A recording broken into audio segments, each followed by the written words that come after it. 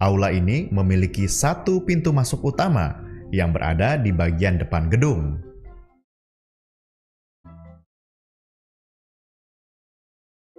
Aula ini juga memiliki 3 pintu keluar pada bagian sisi gedung.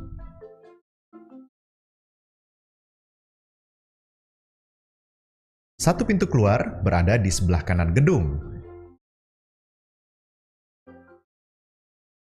sedangkan 2 pintu keluar lainnya berada di bagian kiri gedung. Sementara titik kumpul berada di lokasi parkir atau di bagian depan gedung.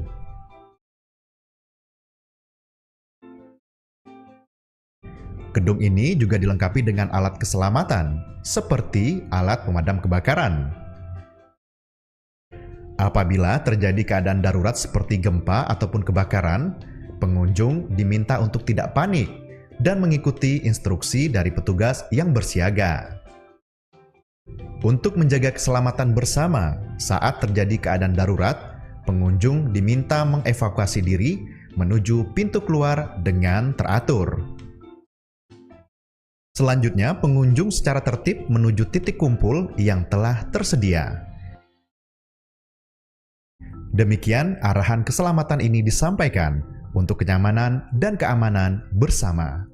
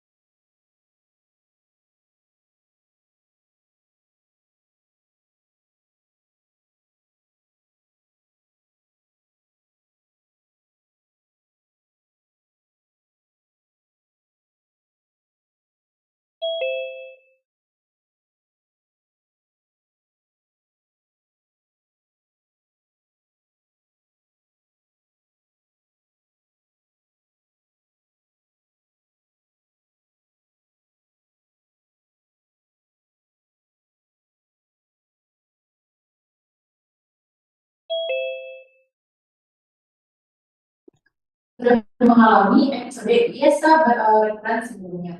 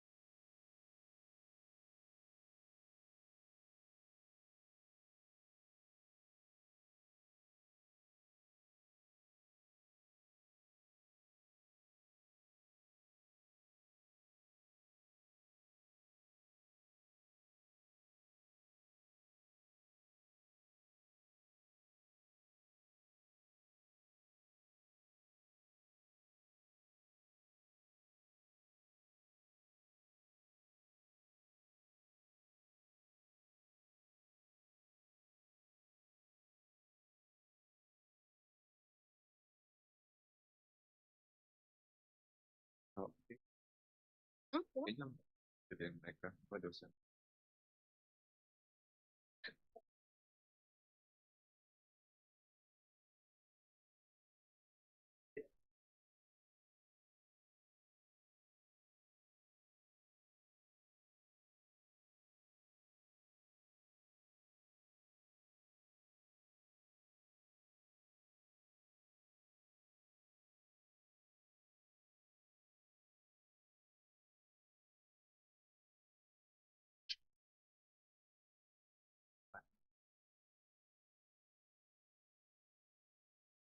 Tahu gitu dia belum baca,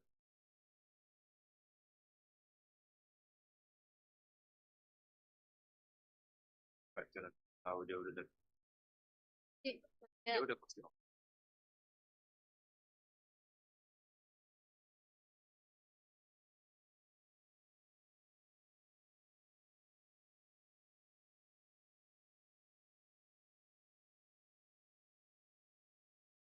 apa yang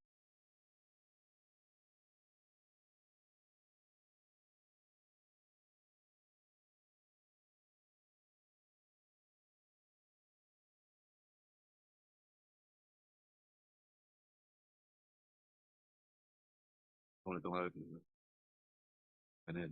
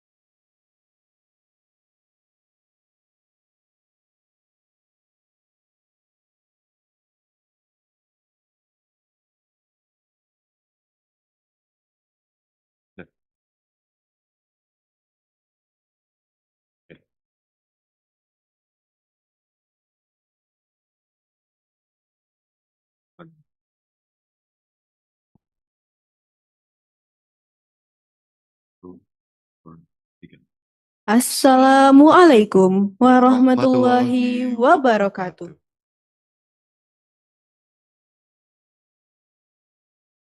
Good morning, distinguished guests, respected lecturers, honorable speakers, and our dear participants. Praise be to Allah Subhanahu wa Ta'ala, who has granted us health, strength, and the opportunity to gather here today at the Faculty of Medicine, Andalas University, for the Welcome to Biomedical World 2025 with the theme Neuroscience as the Gateway, Mengenal Neuroscience sebagai Gerbang Aplikasi Ilmu Biomedis. We would like to extend our warmest greetings and respect to the Dean of the Faculty of Medicine, Andalas University, Dr. Sukri Rahman, SPTHDKL. And the head of Undergraduate Biomedical Science Program, Graduate Biomedical Science Program, and also the Postgraduate Program. The chairperson of Welcome to Biomedical World 2025, Dr. Almurdi, DMM, Master of Health. As well as all of our speakers, lectures, committees, and especially our distinguished participants. We are honored to welcome you all to this academic forum where new biomedical students begin their journey. My name is Lamirza Rashid Migzi Febrian, And I am Sayyidah Khansa Efrizan, and we will be your Master of Ceremony for today's event. To begin our program, let us listen to the recitation of the Holy Quran by Rahman Juniansha. Please welcome him.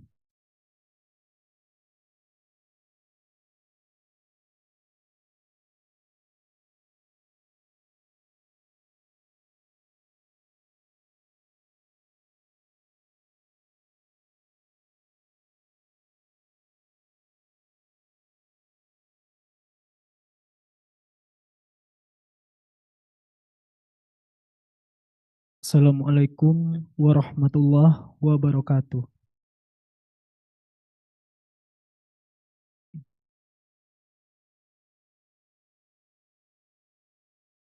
أعوذ بالله من الشيطان الرجيم.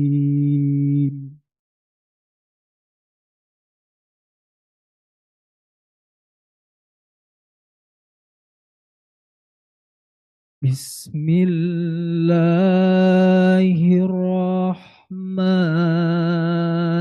الرحيم.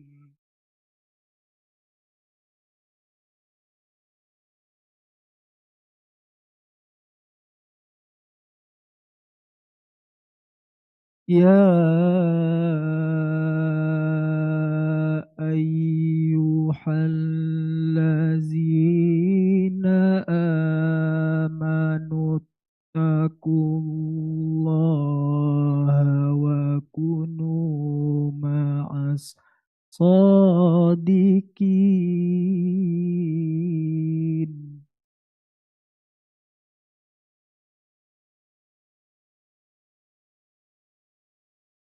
ما كان لأهل المدينة ومن حولهم من الأعراب أن يتخلفوا عن رسول الله ولا يرغبوا بأنفسهم عن نفسه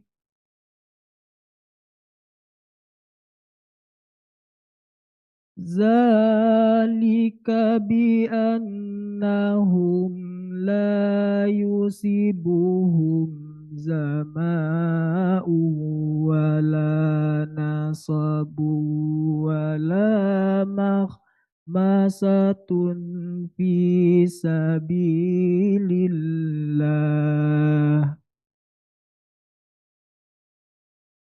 ولا يطؤون موطئا يغيظ الكفار ولا ينالون من عدو نيلا إلا كتب لهم به عمل صالح إن الله لا يضيع أجر المحسنين. ولا ينفقون نفقة صغيرة ولا كبيرة ولا يقطعون واديا إلا كتب لهم ليجزيهم الله أحسن ما كانوا يعملون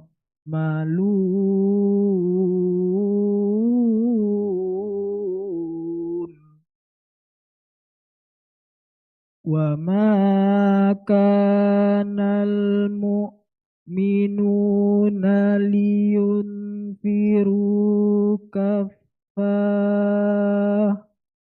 فلولا نفر من كل فرقة منهم طائفة ليتفقهوا في الدين ولينذروا قومهم إذا رجعوا إليهم لعلهم يحذرون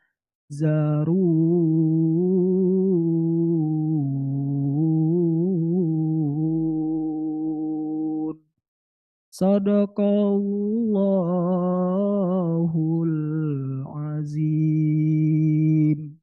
Assalamualaikum warahmatullahi wabarakatuh.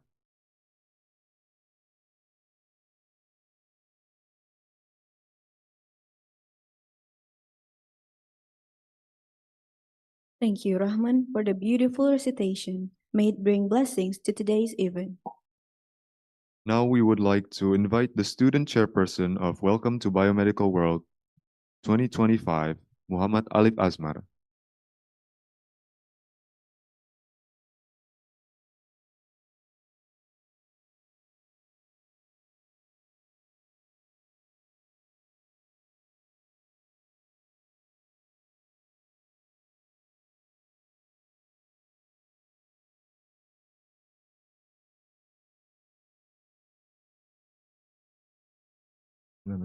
Assalamualaikum warahmatullahi wabarakatuh.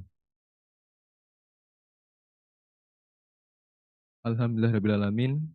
Segala puji bagi Allah Subhanahu wa taala atas rahmat dan karunia-Nya kita dapat berkumpul di Aula Syaaf Fakultas Kedokteran Jati Universitas Andalas untuk melaksanakan acara guest lecture Welcome to Biomedic World dengan tema Neuroscience as the Gateway, mengenalkan Neuroscience sebagai gerbang aplikatif ilmu biomedis. Salawat dan salam semoga tercurahkan pada junjungan Nabi kita Muhammad SAW, keluarga, sahabat, dan pengikutnya hingga akhir zaman nanti. Pada yang terhormat, Bapak Dekan Fakultas Kedokteran Universitas Andalas, Bapak Dr. Sukri Rahman, SPTHT BKL, yang mungkin dalam perjalanan ke Aula pada saat ini. Pada yang terhormat, Kepala Program Studi Ilmu Biomedis, Program S1, S2, dan S3 yang sudah hadir mungkin pada acara kita hari ini. Pada yang terhormat, Bapak Ketua Pelaksana guest lecture kita pada hari ini, Bapak Dr. Almurdi DMM MKes. Dan pada yang terhormat, kepada seluruh Bapak, Ibu, dosen yang mungkin tidak bisa saya sebutkan satu persatu yang sudah hadir untuk mengikuti acara kita pada hari ini. And I would like to welcome our amazing resource speakers also for today's guest lecture. Profesor Dato Jeffrey Malin Abdullah, MD, PhD, DSCN, FRCS, FACS, FRSM, FASC from University Science Malaysia atau USM. Dr. Wael M.Y. Muhammad, MD, PhD, MMSc from IIUM. Dan Ibu Dwi Wahyu Indriani, PhD dari BRIN, Badan Riset dan Inovasi Nasional. Thank you so much to our resource speakers that have accepted our invitation to share knowledge on this glorious occasion. Dan yang saya hormati juga dan saya banggakan, kakak, abang, teman-teman, bapak, ibu yang sebagai peserta hari ini yang sudah datang untuk mengikuti acara guest lecture kita pada hari ini. Untuk tema acara kita hari ini adalah Neuroscience sebagai Gateway, mengenal Neuroscience sebagai gerbang aplikatif di ilmu biomedis. Tema ini kami angkatkan karena Neuroscience atau ilmu saraf merupakan salah satu bidang yang terus berkembang pesat dan menjadi dasar bagi banyak cabang di ilmu biomedis itu sendiri.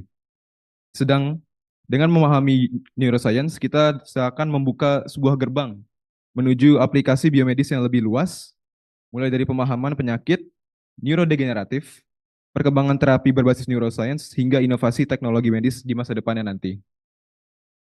Kami berharap dengan adanya guest lecture pada hari ini, kita semua dapat menambah wawasan, memperluas sudut pandang, serta menumbuhkan semangat untuk terus mengembangkan diri di Prodi Ilmu Biomedis.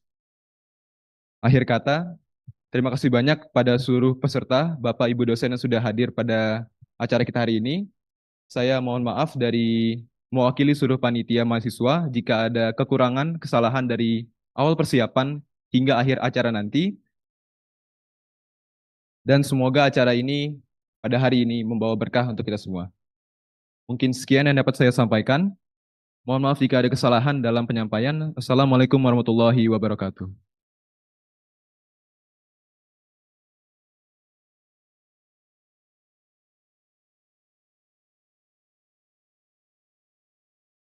Thank you, Ali, for the warm welcome.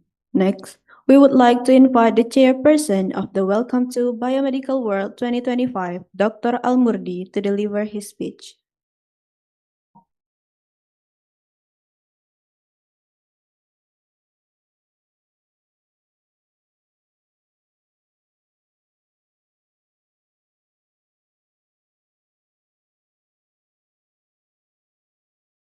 Assalamualaikum warahmatullahi wabarakatuh.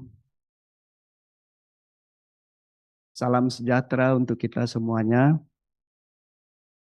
Sambil menunggu Pak Dekan, jadi kita mulai saja karena memang tadi waktu sudah menunjukkan 08.30. Jadi ya kita mungkin dalam perjalanan nanti Pak Dekan, karena memang ada dua acara yang hampir bersamaan pada pagi ini. Tema acara kita pagi ini adalah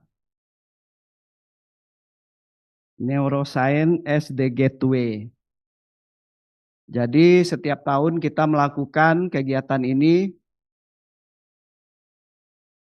Ini rasanya tahun ke-6 ya Bu Desi ya. Berbeda dengan tahun-tahun yang lalu ya. Tahun ini kita melakukan kegiatan di mana yang pertama itu koordinator mahasiswanya sudah ganti. Jadi saya kaget juga kalau saya yang menjadi ketua panitia.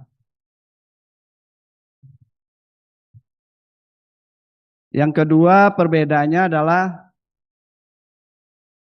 pada tahun ini kita ada dua pembicara international speaker. Jadi tadi sudah disampaikan oleh Alif dari Hima, jadi saya tidak mengulangnya lagi. Ya, jadi ada Profesor Dato Dr. Jafri Malin Abdullah MD, PhD. Kemudian Dr. Well MY Muhammad MD, PhD, MMSc. Kemudian dari BRIN adalah Ibu Dwi Wahyu Indriani, PhD. Dengan moderator hari ini adalah Dr. Dewi Rusnita, MScM, PhD. Terima kasih untuk semuanya. Thanks all. Kemudian kami juga apresiasi kepada Hima dan tim ya. Karena memang termasuk juga Bu Nia, karena memang dalam waktu yang sangat singkat kita bisa menuntaskan, menyusun acara ini sehingga alhamdulillah Mudah-mudahan akan berjalan dengan baik. Demikian saja dari saya sambutannya. Saya akhiri. Wassalamualaikum warahmatullahi wabarakatuh.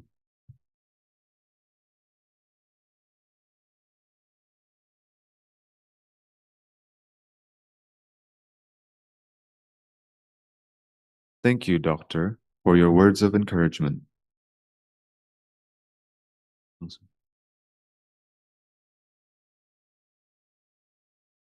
To seek Allah's blessing for our program, we now invite Muhammad Zaki to lead us in prayer.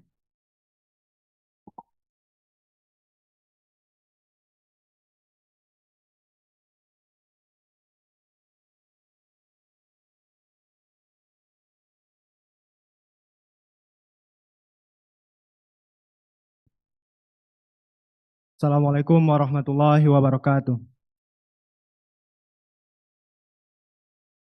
Untuk memberikan keberkahan pada acara kita pada pagi hari ini, marilah kita sejenak menundukkan kepala dan menengadahkan tangan untuk bermohon kepada Allah Subhanahu wa Ta'ala agar diberikan kelancaran pada acara kita pada hari ini. Izinkan saya untuk memimpin secara Islami, bagi non-Muslim harap menyesuaikan. A'udzu billahi minasyaitonir rajim. Bismillahirrahmanirrahim. Alhamdulillahi Rabbil Alamin. Assalatu wassalamu ala asrafil anbiya'i wal mursalin wa ala alihi wa sahbihi ajma'in. Allahumma inna nas'aluka salamatan fid din wa afiyatan fil jasad wa ziyadatan fil ilm وبركة في رزق وتوبة قبل الموت ورحمة عند الموت ومغفرة بعد الموت. اللهم هون علينا في سكرات الموت والنجاة من النار والأفوى عند الحساب. ربنا ظلمنا أنفسنا وإن لم تغفر لنا وترحمنا لنكونن من الخاسرين. Ya Allah, ya Rahman, ya Rahim, yang Maha Pengasih lagi Maha Penyayang. Hari ini kami melaksanakan kuliah umum yang bertemakan Neuroscience untuk memberikan pemahaman yang lebih kepada mahasiswa atau mahasiswi yang masih baru di program studi ilmu biomedis ini. Maka berikanlah kelancaran untuk acara kami pada hari ini, dari mulai persiapan sampai selesai nanti acara. Amin, amin ya rabbal alamin. Rabbana atina fid dunya hasanah wa fil akhirati hasanah wa qina azabannar. Wa sallallahu ala sayyidina Muhammad wa ala alihi wa sahbihi wa sallam. Subhana rabbika rabbil izzati amma yasifun. Wassalamun alal mursalin walhamdulillahi rabbil alamin. Assalamualaikum warahmatullahi wabarakatuh.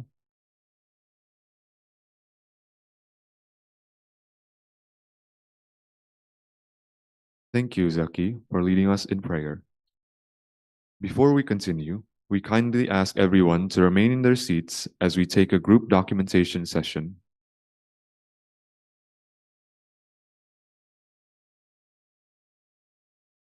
For our photographers, please come to the front for documentation session.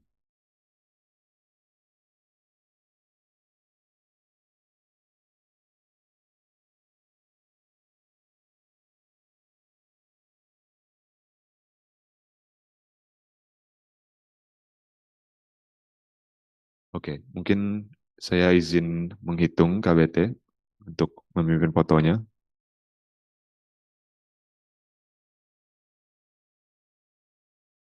Udah. Oke, 1, 2, 3. Lagi. 1, 2, 3.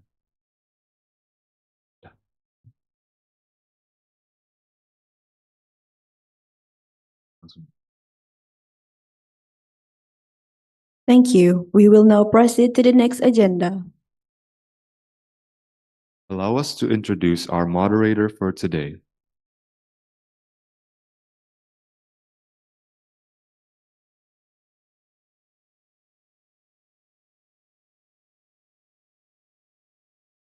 Dr. Dewi Rusnita, MD, Master of Science, PhD, is a medical doctor, researcher, and educator specializing in oncology and medical genetics. She earned her master's from the University of Andalas and she earned her medical doctor from the University of Andalas and master's in medical genetics from the University of Glasgow and PhD in oncology from the University of Nottingham.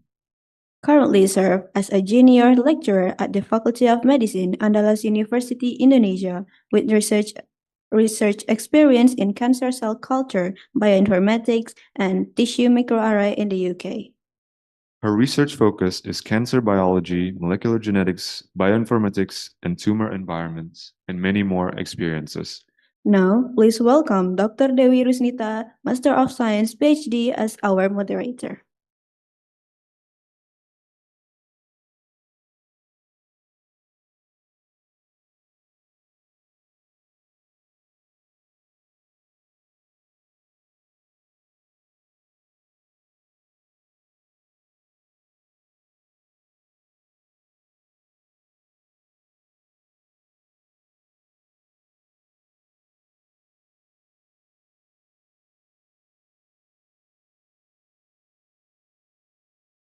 Assalamualaikum warahmatullahi wabarakatuh.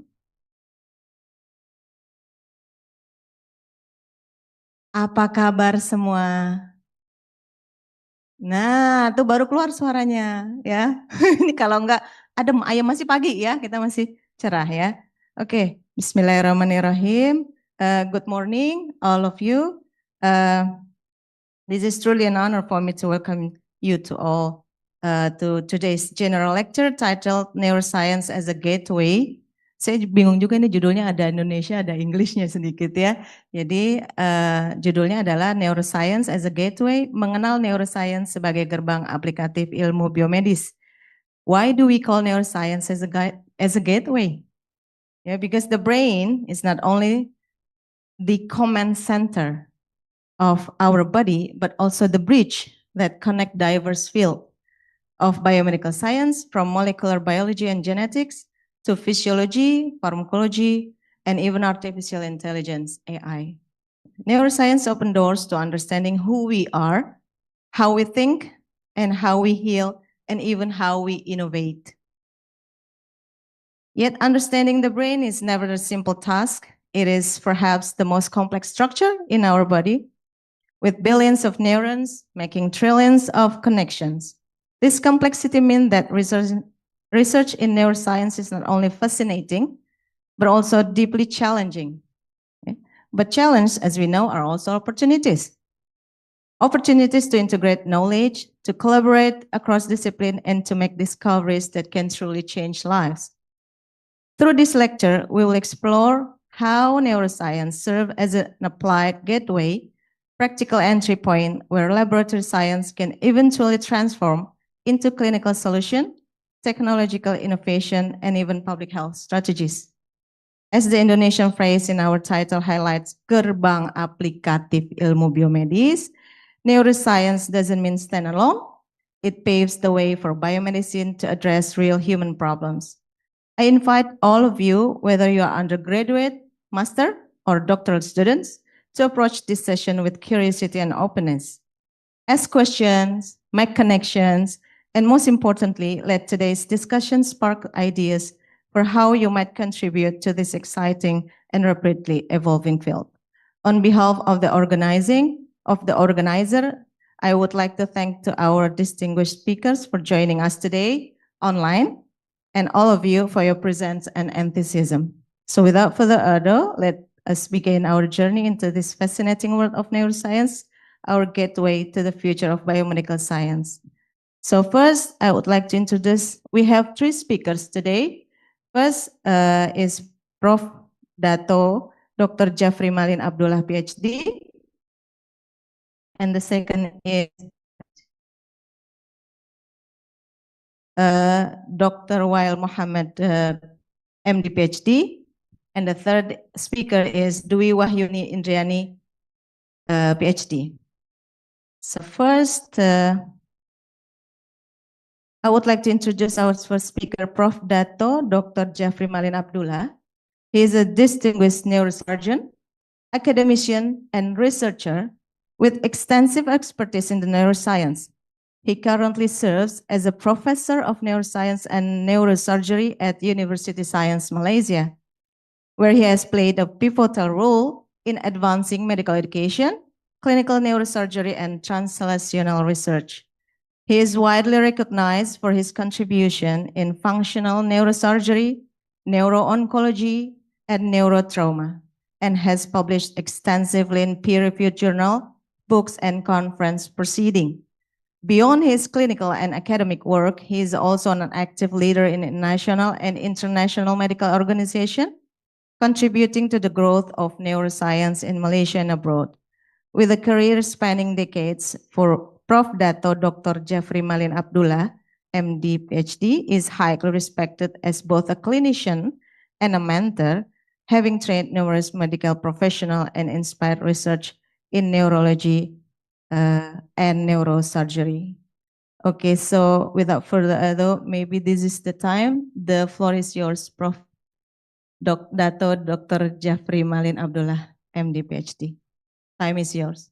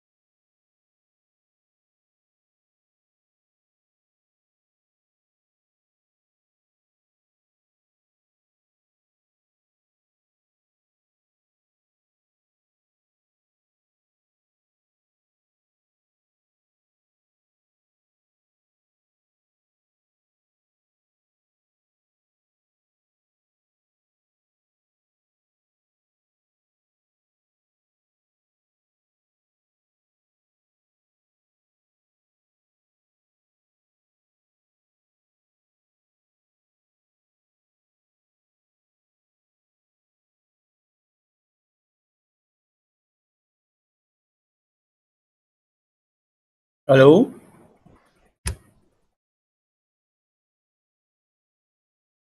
Can you hear me? Okay, can you upload my slides? My slides was given to your secretariat. Ya, yang kirim tadi. Morning, Prof. Morning.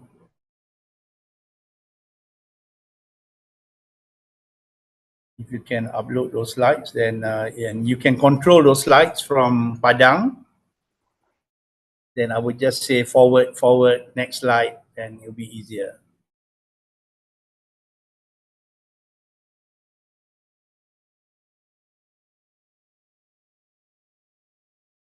So while waiting for the slides to come up, selamat pagi, good morning to Faculty of University Andalas Padang, Sumatra, to the Dekan, Dr. Shukri, to the Secretariat of this seminar with the team of Neuroscience as the gateway. I'm very happy that you have invited me and Dr. Whale as well to give a talk about this topic. So I think you can see my slides, you can hear my voice. So let's start.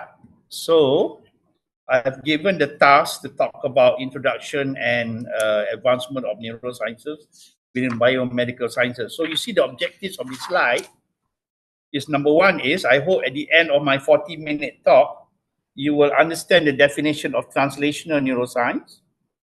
Second objective is to be able to explain to colleagues how your scientific discoveries can be brought from the lab bench to the real world clinical practice and patient care.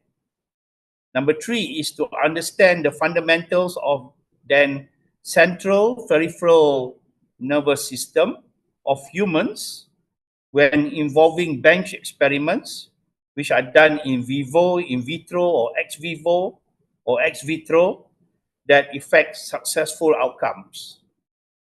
Understand modeling, and my reminiscence into mistakes that I've made over the last 40 years involved in experiments in neuroscience, and what are the barriers that were used that I had to overcome to translate my experiments to human use.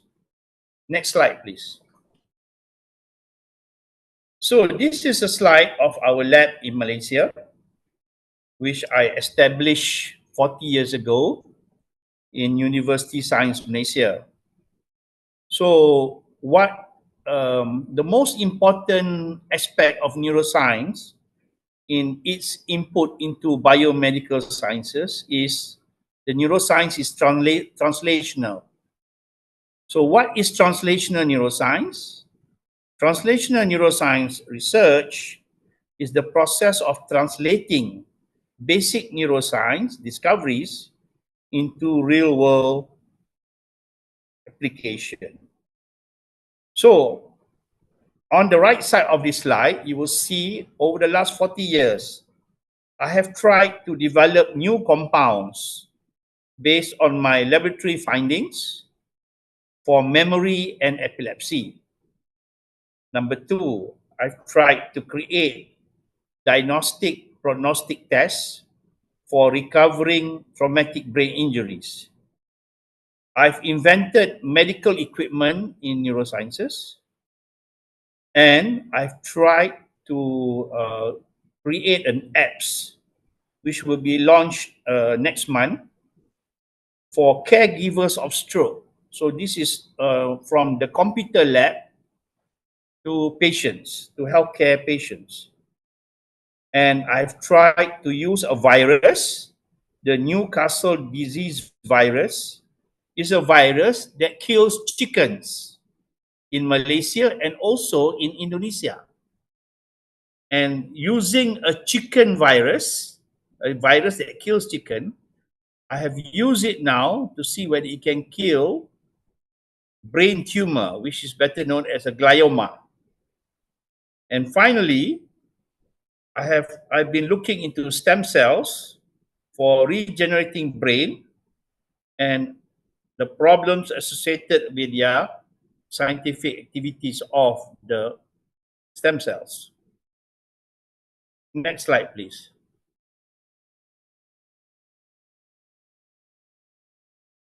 Can you move to the next slide?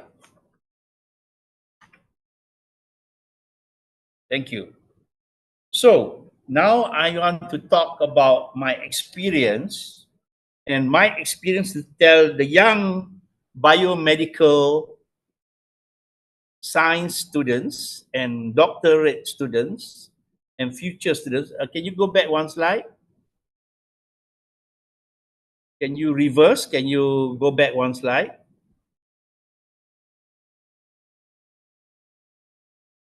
Yes, thank you.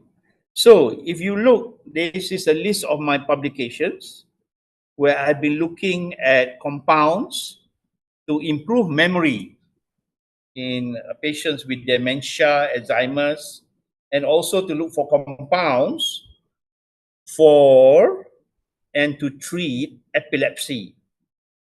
So my mistakes, that's why I have to present today and tell the biomedical scientists of University of Padang, Andalas Padang, Indonesia, that you should not repeat my mistakes. So number one, in Indonesia, even in West Sumatra or around Padang, you have many plants. And these plants are natural plants. And in Indonesia, there is the knowledge of jamu. You know, you guys take jamu. I mean, in Malaysia, we don't take jamu as much as in Indonesia. And the jamu can be natural jamu, which is a combination of herbs and spices. And every herb has its use. For example, if you want to be young, you want to have less pain, you want to be vital, you take a certain jamu in Indonesia, you drink it. It's sometimes a mixture of one plant or many plants. So what I looked into in Malaysia was to look at Centella asiatica. In Bahasa Malaysia, we call it pegaga. I'm not sure what it's called in Bahasa Indonesia. But the scientific name is Centella asiatica. It is a plant that grows in Southeast Asia. So what I have done is I have analyzed the plant, and in that plant, it has more than 30 compounds. So now we are looking at chemistry. So people ask why I have to learn chemistry to be a biomedical scientist in secondary school. This is one reason why you have to learn chemistry, physics, and biology. So we look at the different compounds of the plants, and every compound in the plants have molecular weights, better known as MW, and they are either in grams, milligrams, or daltons. And for us neuroscientists, what is most important is the enemy of all neuroscientists, including biomedical scientists, is the brain, and the brain has the blood-brain barrier. And the blood-brain barrier of a human brain, whether it is a Malaysian brain or Indonesian brain, it only allows a certain molecular weight to cross the normal blood-brain barrier so that it can take effect on epilepsy or on memory. So the plants from Centella asiatica, most of them have got big molecules, and they are heavy molecules, and they cannot cross the blood-brain barrier. So if you do not know about this, you will be taking compounds from your Indonesian plants to test against memory and epilepsy that will just be digested by your stomach hydrochloric acid, and it does not enter the brain at all. And the effect to memory and the effect to the epilepsy is called the placebo effect. It's not from your compounds, but it's the placebo, the act of swallowing the tablet or the capsule or drinking the solution that makes the person improve his memory or makes the person has improvement of his epilepsy. So what would I do if I was 40 years younger, as young as you in the hall in University Andalas? I would do modeling. Because every compound that you take from the plants in Indonesia, there is I heard on my last visit to Andalas, I heard that there is a leaf. It is the down pokok Andalas. It's a special leaf that is only found in and around in West Sumatra. But the compounds may be many, and the compound's molecular weight may be big. If you know the CH and O bonds of this compound, you can do the modeling on your laptop first to see whether the compound works against certain receptors. So if you look at my paper, I was studying the effects of Centella asiatica on AMPA receptor, AMPA. which is a receptor involved in learning and memory in humans and also in animals. So this is something that is interesting. And when humans drink or take the Centella asiatica tablets, you will see that in the fMRI of these humans, if you have functional magnetic resonance imaging in your hospital, for example, in University of Andalas, you can see that the increased blood flow to the hippocampus can be seen on the fMRI because it's a bold signal. So you can see things happening. So you know that the compounds work.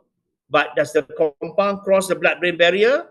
Do the modeling. If the 3D dimension of the model can dock onto the receptors for memory, for example, the receptors for glutamate, the GABA, and in this case, AMPA, then your compounds may be able to work and you can patent this quickly, the compounds, and this can be made into synthetic compounds to be used as a future drug in Indonesia. And for epilepsy, in my lab, we have electrophysiology equipment.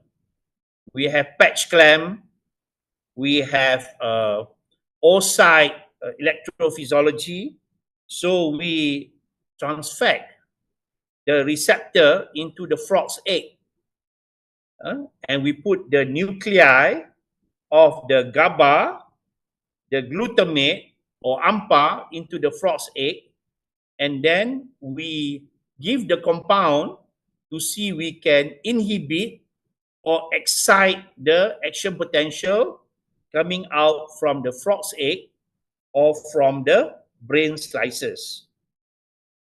So you need expensive equipment to do this. And maybe not all the equipment is available in University of Andalas. But if you have the plants in Sumatra or West Sumatra, these plants, with the help of a botanist, to the biomedical specialists or scientists, will have to work with a botanist. B-O-T-A-N-I-S-T, botanist. This is a plant scientist. And I think in University of Andalas, not the medical faculty, but maybe the biology faculty or the agriculture faculty, if you have them, they have botanists who knows about the plant. Because from the plant, there is the leaf, there is the root, there is the trunk, and the branches. And each of these components of the plants have different values and different constituents. For example, the root, which is closer to the earth, will have more compounds than the leaf. So if you break up the leaf, you might find, for example, 20 compounds, big and small. But if you analyze the root of the Andalas tree, you might find 40 compounds because the root is closer to the earth. Therefore, it absorbs more nutrients and more compounds from the earth via the roots into the trunk, branches, and to the leaves. And some of your trees in Indonesia have flowers. And these flowers or fruits may also have their own unique compound. So one whole tree, you can analyze so many things to see whether it works for memory or epilepsy. You can ask your elders in the kampong, in your villages, what do they take for headache? What do they take for itchiness? What do they take to improve memory? And you'll be surprised that these plants may later be used because these plants cannot grow in United States or United Kingdom, for example. But they are very healthy and growing in tropical Indonesia, especially in Sumatra.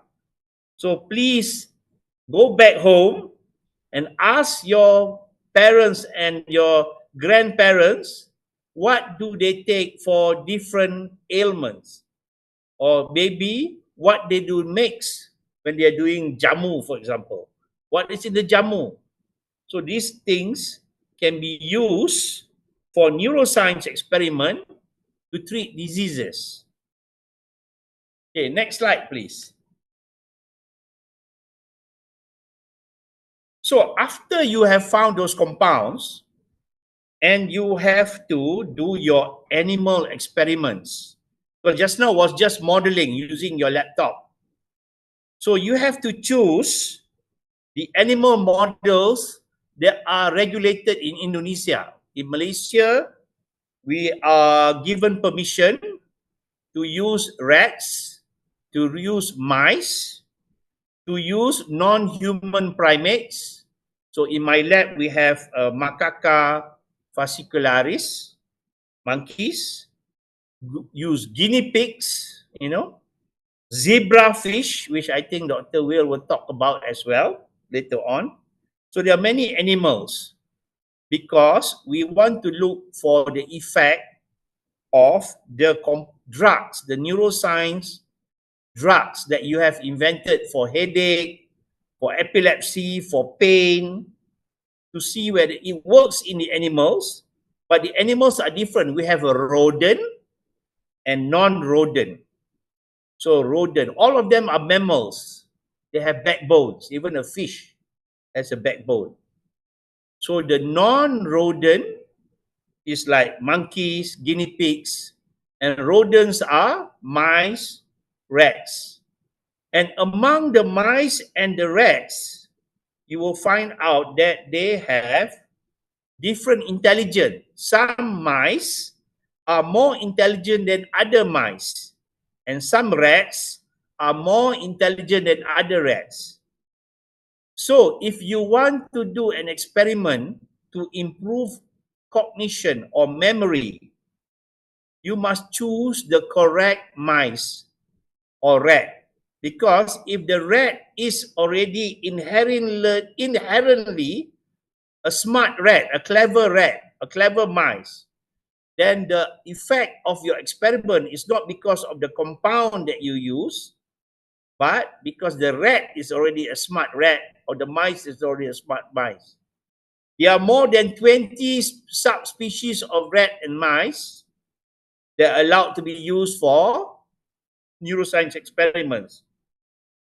So you have to read the literature and choose the correct mice and the correct rats. And what is most important is we have the biggest enemy in biomedical sciences and neurosciences is statistics. When we do an experiment, we will do finally a statistical analysis. And that statistical analysis will lead you to a p-value, whether it's significant or not significant. Therefore, the number of animals that you use for the experiment has to be more sometimes than 7, especially when you're doing you're studying more than one compound.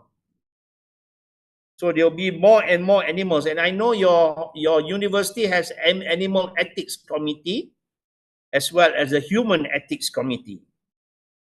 So, for example, in this slide, that is called the preclinical track.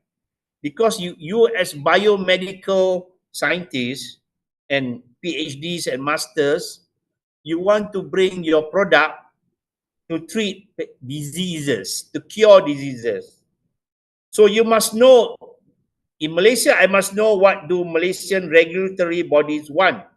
What does the government want? And in Indonesia, you must look at the regulatory bodies. There are different regulatory bodies. You can have those under West Sumatra. You can have them under University of Andalas. You can have the Indonesian regulatory body whose headquarters is in Jakarta. what is their criteria? What animal should you use? How should you use it? And how many can you use? And finally, after that, you will go to the clinical track, which is phase 1, phase 2, phase 3, phase 4. And this is when you're going to try your compounds that you're found in Andalas for humans. And there are different phases of the clinical track experiments, and they will have to be covered by insurance, because sometimes even your compounds may have side effects. And these side effects can be major side effects, and the person that takes part in your phase 1, 2, 3, 4 clinical trial from your compound in Andalas has a very bad side effect and sues you to court. So you need to pay a few million rupiah or more to the patient and his family. And you have your lab that produces the compound, even from preclinical track, must have good quality control and quality assurance. And you have to have good laboratory practice certificate and good manufacturing practice certificate from the Indonesian government and follow the Indonesian law. Okay, next slide, please. So, the next slide shows my work in stem cell for the regenerative brain. So, it's not easy to take stem cell in a Muslim country, because people as Muslims, most of us, want our own stem cells to be put back into our own body. That is easy. But sometimes we have to take stem cells from animals. It's called xeno stem cells or synthetic stem cells. So these stem cells may require a fatwa if you are Muslim. So in Malaysia, the fatwa for stem cells, own stem cells, taken from our blood or taken from a placenta, our own placenta, for example, which is stored, cord blood, we say, can be used in the lab to regenerate stem cells for the brain. So you know the brain diseases like traumatic brain injury, strokes, spinal cord injury, all of this require stem cells. So we have worked with stem cells in animals, taking it from the embryo, from a dead fetus, an embryo of a rat or mice, and culturing it and putting it back into the spinal cord or brain of an animal.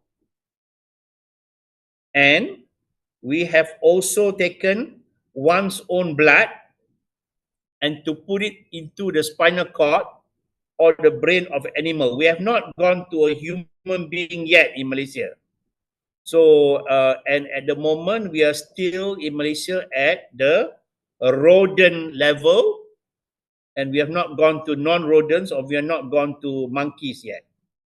Because the problem with stem cell is there are so many cells in the brain.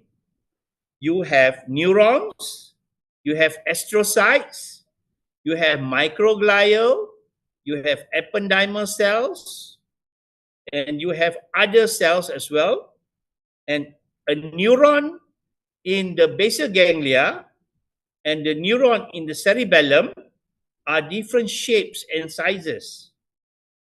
And when you want to transplant the stem cell from your own body, from your own blood, for example, from your own bone marrow, you want the stem cell to be exactly like the neuron that was damaged by stroke.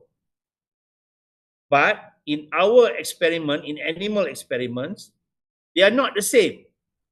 So if you want to put a stem cell for Parkinson's disease, you want the stem cell to have a dopamine receptor. But sometimes the stem cell grows a neuron, but it has no dopamine receptor. It has maybe a AMPA receptor or GABA receptor. So when that neuron lives within our brain after being transplanted, it cannot help the Parkinson patient because you need dopamine, for example, but the stem cell hasn't got dopamine. And you want the stem cell also to be a cell that can work together with the astrocyte, the microglia cell, the ependymal cell, and survive in the brain. And sometimes the stem cell does not live very long because it is a stem cell that needs nutrient, and the astrocytes does not recognize, our own astrocytes does not recognize the stem cell. And sometimes there is a immune reaction to the stem cell, even though it comes from our own body. Worse more, if it comes from someone else, another human being, and therefore there are many issues to be solved in stem cell. But I know that Indonesia is way ahead than Malaysia in the stem cell policy. The ethical issues in Indonesia has been resolved in the central government in Jakarta, and the Ministry of Health of Indonesia has already had a regulatory body, whereas in Malaysia, we do not have yet a regulatory body to do this. Next slide, please. So, I was also looking at how to help the recovering brain. So Malaysia, like Indonesia, we have a lot of road traffic accidents, and they have severe head injuries. And we wanted to use electroencephalography to prognosticate recovery of the brain. So the electroencephalography was chosen because it is one of the cheapest neurotechnology available to the world. The World Health Organization has decreed that even the poorest country should use an electroencephalography instead of a CT scan to look at the recovering brain, because we have 86 billion neurons in our brain, and when we have our brain is involved in accident, brain trauma, maybe 10% of the 86 billion neurons are damaged. And then you give treatment and whatnot to the patient, and you want to see the recovery. And when you are doing the EEG, you will see that there is improvement of the waveforms in a patient with stroke or traumatic brain injury and other diseases. So this is just a list of my publication showing how, even in brain tumors, how EEG can predict recovery of the damaged brain. But you are only biomedical scientists. You are biomedical. You are not electrical engineers. But we can collaborate. So what is important? You should collaborate with your engineering friends in Andalas. If it is not in University of Andalas, Padang, collaborate with engineers from other universities within Sumatra, or also with engineers, electrical engineers from Java, for example. And you will find that you can look at the predictive modeling of the electroencephalographic wave as it is improving and becoming better and better.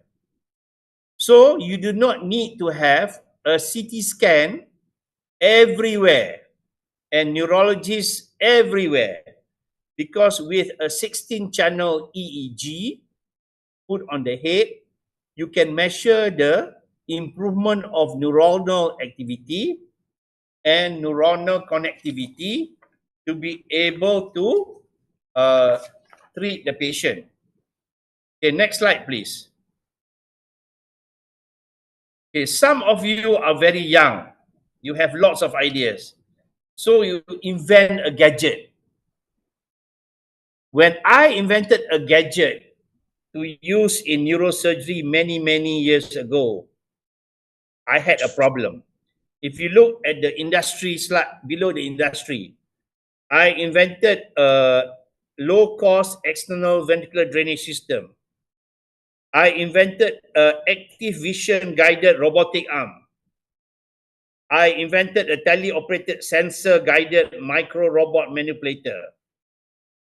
But I invented that in the lab. I couldn't bring it to industry. Why? Because in Malaysia, we only had at that time only 25 million people. Now we have 35 million people. And with 25 million Malaysians, there is no market to sell your invention. So the biomedical students, both undergraduate, masters, and PhD in University of Andalas, you will have ideas to invent equipment, gadgets, kits. And you are lucky because in Indonesia, you have 287 million Indonesians. And that is enough market. Just Indonesian market is enough for you to create an industry. But in Malaysia, with 25 million, even 37 million that we have now in 2025, it is not enough to create an industry to sell the equipment. Next slide. So the next slide shows, please go to the next slide. Some of you are good at making your own apps. Now with ChatGPT, next slide please. With ChatGPT, you are able to come out with apps. Can you forward the slide?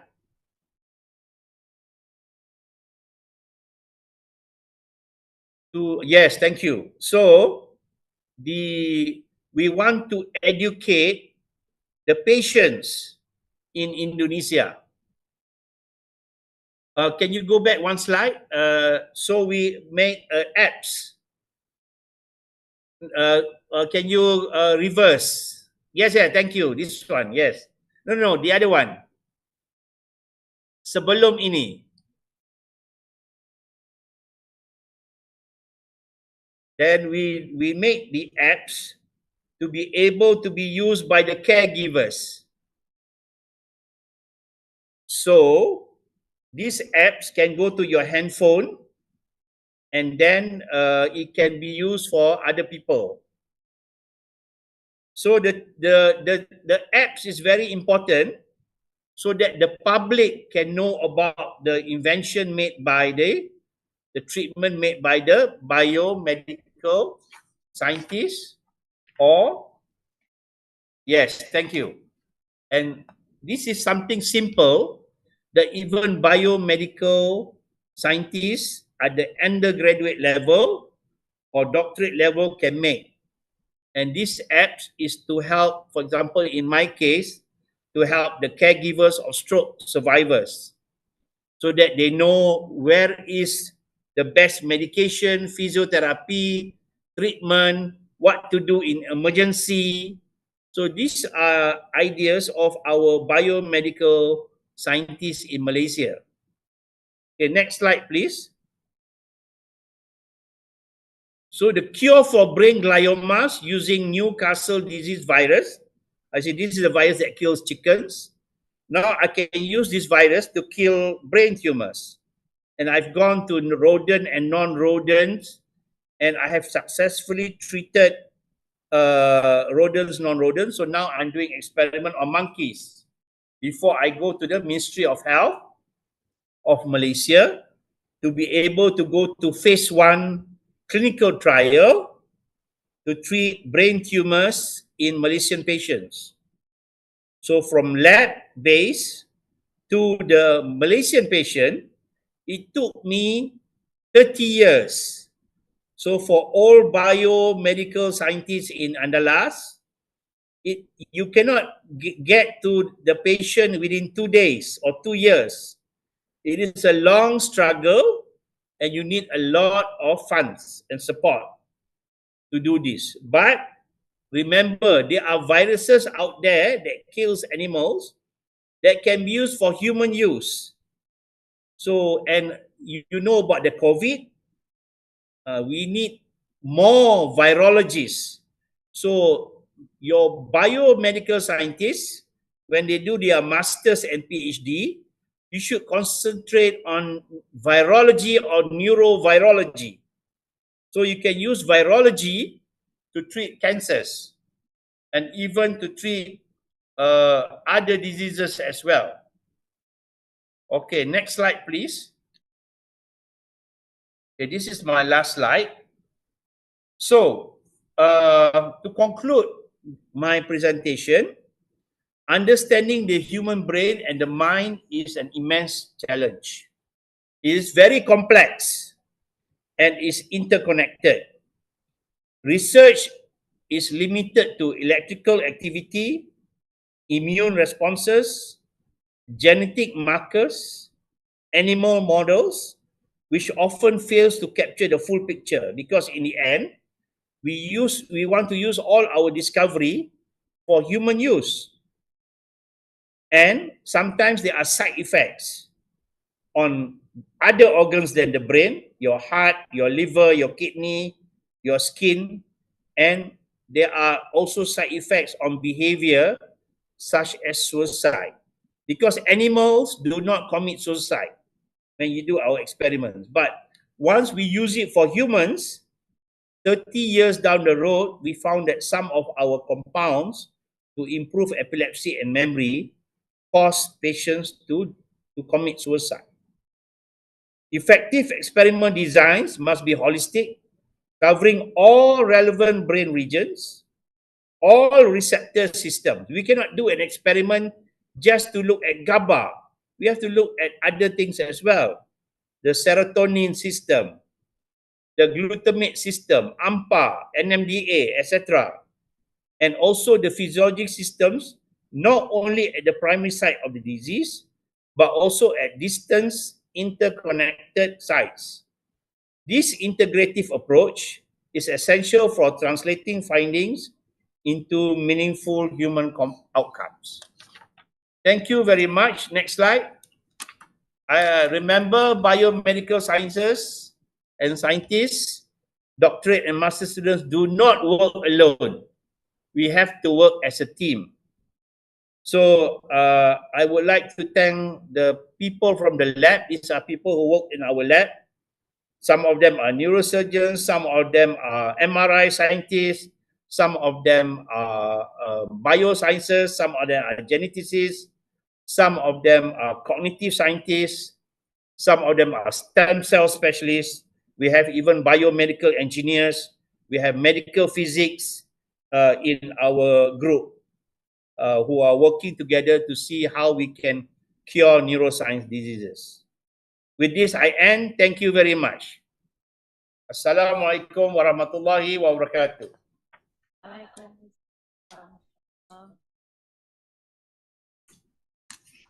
Thank you very much, Prof. Jeffrey. Please give big applause for Prof. Jeffrey for his comprehensive and insightful presentation. I am truly amazed with his work, 40 years of work, research work, and with the achievement so far. We have certainly gained a deeper understanding about how broad implication of biomedical science itself in the real world, in the clinical setting. But one key message that I highlighted here is we need to work as a collaborative team. Yeah. The next speaker is Profile Muhammad MD PhD. He was trained in Egypt, Japan, the United States, and Canada.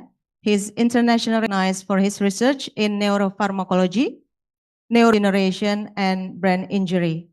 Profile has published widely, collaborate with leading institutions worldwide, and is a passionate mentor and educator in neuroscience. So the time is yours, Profile Muhammad. Okay, Assalamu alaikum wa You have barakatuh. 40 minutes to presentation. Okay, can you hear me? Can you hear and see my slide? Yes, it's clear. Okay, Assalamu alaikum wa rahmatullahi wa barakatuh. Good morning still. Thank you for the invitation, and I am very happy to be with you. It was a great pleasure to visit the university, and I hope, inshallah, you will make great progress to be highly ranked university in neuroscience. So I will try to share with you, my experience in working with Parkinson's disease. I worked for Parkinson's disease, either clinical trials or animal model for several years now. And the main issue in the Parkinson's disease, there is no curative treatment. So I will try to brainstorming now what are the causes of failing to produce curative treatment in Parkinson's disease, and I will end with the zebrafish model as maybe one of the solution. So the title is Deconstructing and Reconstructing PD, which means we need to see what are the problem, and also we will be.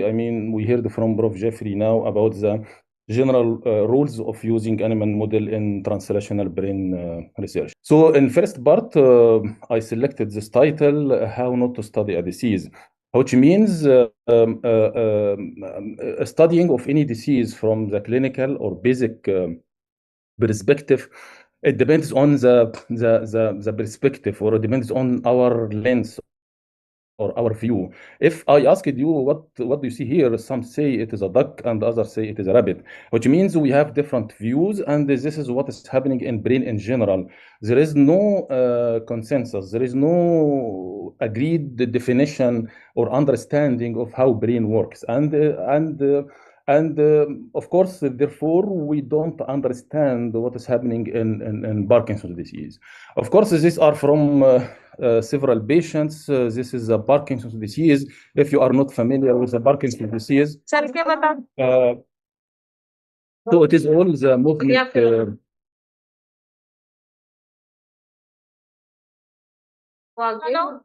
Okay, it means our movement will be disturbed, and the movement centers, it is basically dopaminergic in the brain, substantia nigra, and striatum, etc., and so on. So this paper, it is nice one for perspective about 2-century journey of Parkinson's disease, and as you can see here, this is starting from 1817, and during our journey, we had succeeded to get much more symptomatic relievement. So all of available drugs for Parkinson's, they are symptomatic, which means we are trying to make patient live in peace, not in pieces, which means we are trying to help the patient to have normal daily life, because movement is very important in work and so on. So back to the Parkinson's, it is heterogeneous, which means it is interactions between several factors, which are genetics. So genetics different, which means Asian different from African, from American, and so on. And also it has environmental component, which means using the organophosphorus toxic, etc., can starting the process. And the treatment also, it should be like holistic. We have two main theories in Parkinson's: nose first and the mouth first. Nose first, which means Parkinson's can start from the nose, and the nose it is connected to the brain, etc.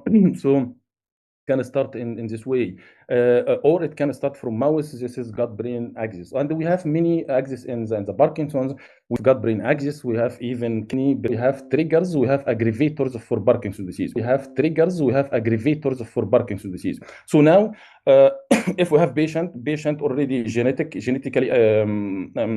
genetic variability or susceptibility to the Parkinson's.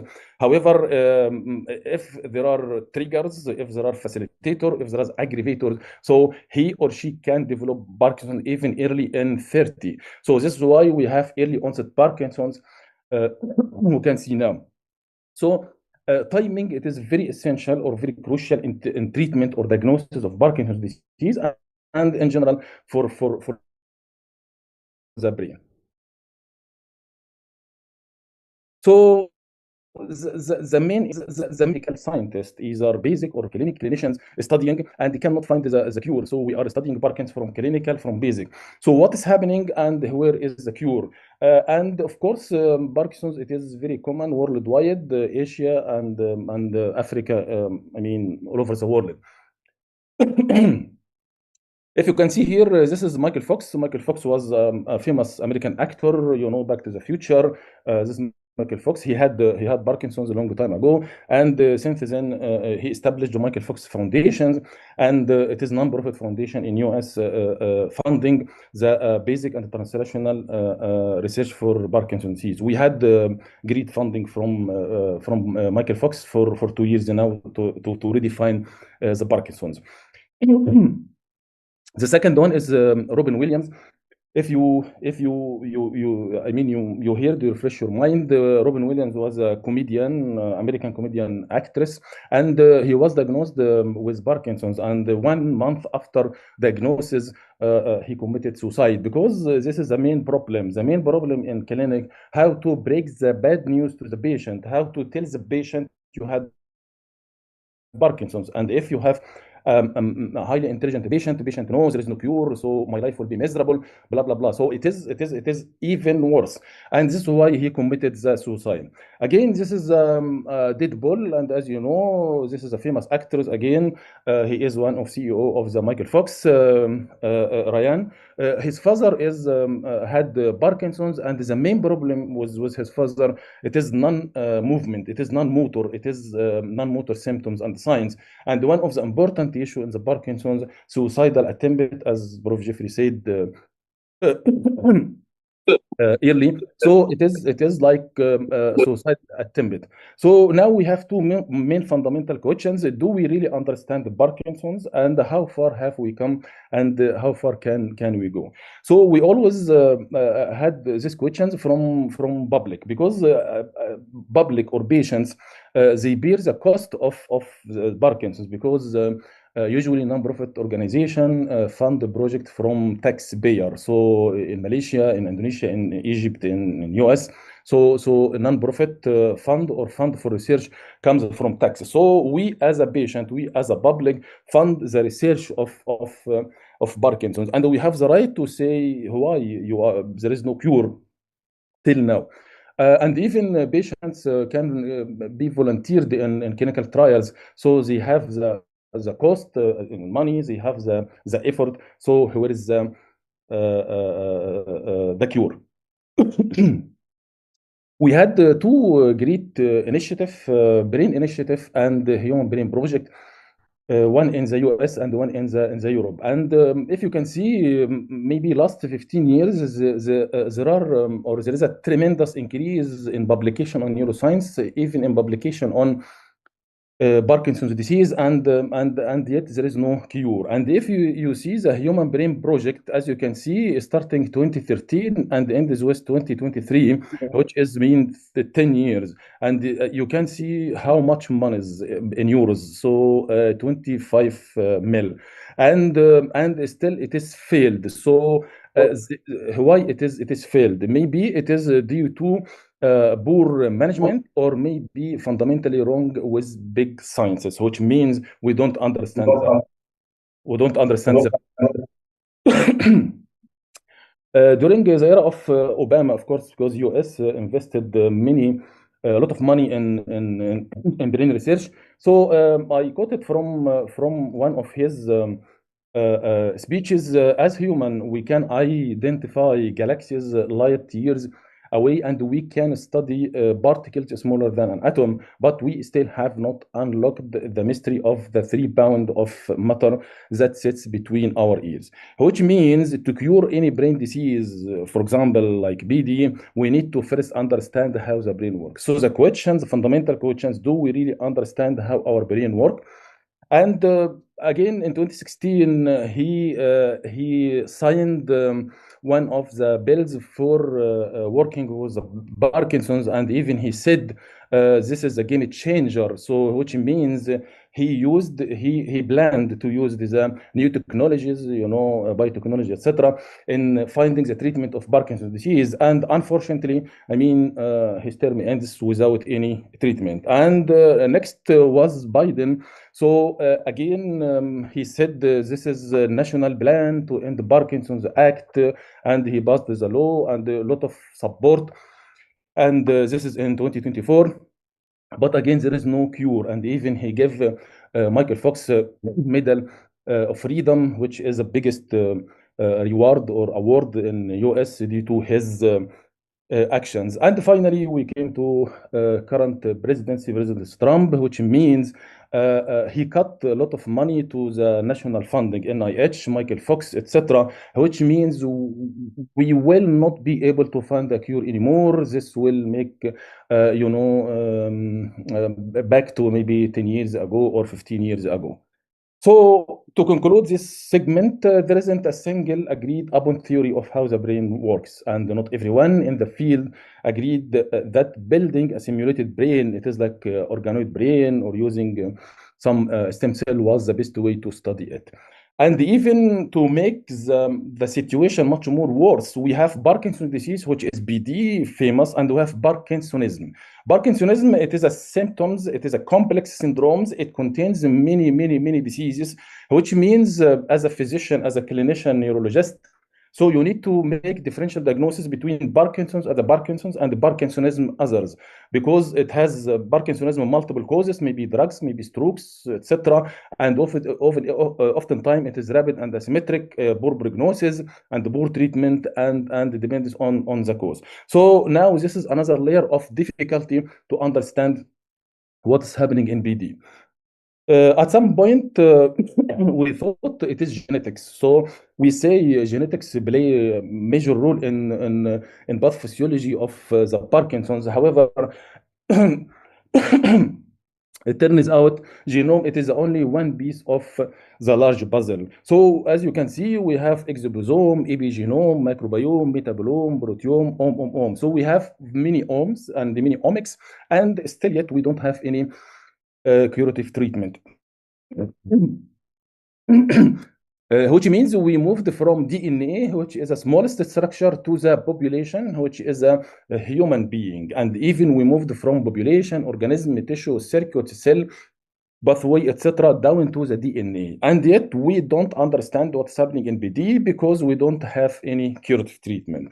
And again, we have body first, we have brain first, and even we have many other theories postulated about the pathogenesis of the BD. To conclude this part, so we have not been able to translate new knowledge to effective therapies. This is due to many reasons. First, the complexity of the brain. So we don't understand the brain. If we understand the brain, we can treat the disease. Maybe due to complexity of the biology itself, because we are dealing with a human being, many factors. So how about comorbidity? If patient with comorbidity, how about with other neurological disorders? How about with other, genetics and so on? This is heterogeneity due to Parkinson's, as we explained, a lot of issues here, environmental genetics, etc. Preclinical models are not predictive because we are not able to mimic what is happening in the human. Reproducibility problem. So I can do some animal model of Parkinson's. Another one cannot replicate this one. Of course, clinical trials difficult and costly. And if you remember, during the COVID era, a lot of pharmaceutical companies invested in COVID because it is profitable. So I can get profit money from from producing the vaccine. But in neurodegenerative disorders in general, Alzheimer, dementia, etc., so there is no profit because research takes long time. We are in puzzle. We don't have curative treatment. So many of pharmaceutical companies stop funding of the research, which means by end of the day, the reductionist approach, which is a famous approach in biology, reach later or next step. What is the next step? Because we moved from genes, proteins, cells, circuits, and behavior. So of course, elephant in the room. So we can see Parkinson's disease. It is resemble other disease. It is like other disease. It has causes, symptoms, and signs, investigation, etc. But it is not like another disease because it is unique and a complex one. So I think now to solve these problems and this dilemma, it is time to redefine BD. We based our diagnosis on clinical definitions or clinical diagnosis, as we explained. So in clinical diagnosis, it is objective, it is not subjective, which may we can miss some patients in clinic. So now we are trying in a task force with European, consortium to redefine the Parkinson's disease. We can redefine it biologically or biopsychologically. So in biologically, the definition much be more broader because many systems affected or many pathophysiology, or we can also biopsychological because non-motor symptom. So the next part, it will be zebrafish. So since maybe 8 years now, we switched to zebrafish as a model for Parkinson's disease to try to redefine Parkinson's disease biologically to understand. And of course, we can explain much more about zebrafish in another setting. So we say maybe it is arc of the hope. This is the story of our prophet Noah. So it is maybe this is arc can understand or can give us the better understanding of the brain and the Parkinson's disease. Of course, in Parkinson's disease, we can move from cell in vitro. We can move C. elegans, zebrafish, etc., and monkeys until the human, and each one has advantage and disadvantage. So what is the situation now in preclinical models? I say it is a valley of death in Parkinson's. What is the valley of death, and especially in preclinical or preclinical models? We have success in preclinical models. So we can induce Parkinson's. We can mimic what is happening in the human. However, when we translate this data to the human setting, we have big disappointment because by end of the day, I don't want to treat monkey from Parkinson's or zebrafish. I wanted to treat human. So extrapolation of our data from preclinical models to the clinical, we have great disappointment. This is because in model we can make everything homogeneous. This is a perfect environment. So I can control everything: environment, diet, temperatures, everything I can control. However, in human, it is a heterogeneous disease. I cannot control because we are dealing with a living human with a lot of issues, even psychological issues, comorbidity, etc., and so on. Another issue: no perfect model for BD, which is the timing problem. Most of the idiopathic Parkinson's disease occurs after maybe 50 and 60. There is no animal matching or animal model matching to the human lifespan. There is no animal living for 60 years. So what we are trying to do is to push the biological process because we don't have time. Fish only can live short, so I cannot wait for 60 years. So we pushing the biological process, and this pushing is a confounding factors. And we always in Parkinson's, it is before the horse are out of the barn, which means I need to pick the patient in prodromal stage or preclinical stage, because once clinical, so technically more than 50% of the dopaminergic neurons destroyed in the brain, and the outcome is bad. And also the unnatural nature of pure and simple preclinical design. So we have preclinical design, simple, successful, everything is okay. But when we extrapolate to the human, it is a failure, which means we need to redefine. This is One of the model we used, it is MBTB. This is a neurotoxin. It is present on organophosphorus, so in farmer or farmer areas using outdated or old types of organophosphorus or pesticides. So it is MBTB. MBTB could be toxicity through the skin, through inhalations. Okay, inside the neurons, it will be reduced into MBDB, then enter into the neurons and making problems like mitochondrial dysfunctions, increase ROS, reactive oxygen species, etc. So it can cause cell death, mimic what's happening in Parkinson's disease. And recently, we are trying to use lysosomal dysfunctions because lysosomal processes controlled by many genes, as you can see, and all of these genes, it is shared genes with Parkinson's disease. So if we try to manipulate lysosomal process, so we can control macroglia, astrocytes, epigenetics, and other system factors. So how zebrafish, or what are our theories about using zebrafish and understanding or redefining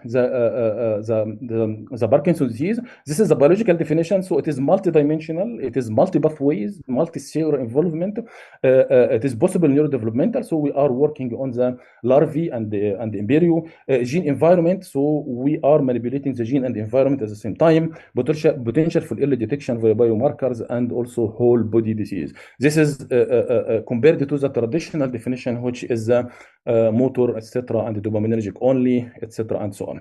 So I will try to navigate with some of our videos to show the work. We have many videos, of course, for several years, but I selected a few of them. So this is anesthesia in zebrafish. So this is how we introduce anesthesia. We have two different types. This is one way to get anesthesia. This is another way to get anesthesia.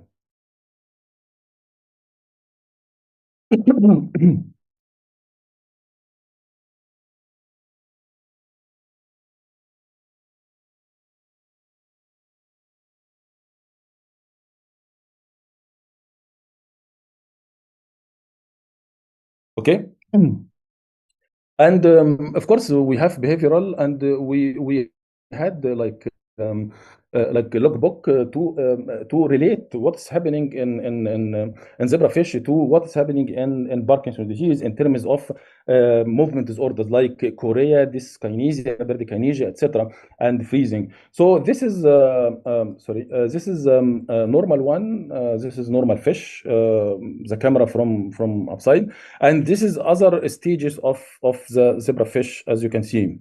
So we start with control. This is the swimming behavior, which is a normal fish, relaxed, consistent, covering the whole tank. And we have behavioral software, so we can track the movement, and we can then analyze the velocity, directions, etc., and then relate to what's happening in Parkinson's disease.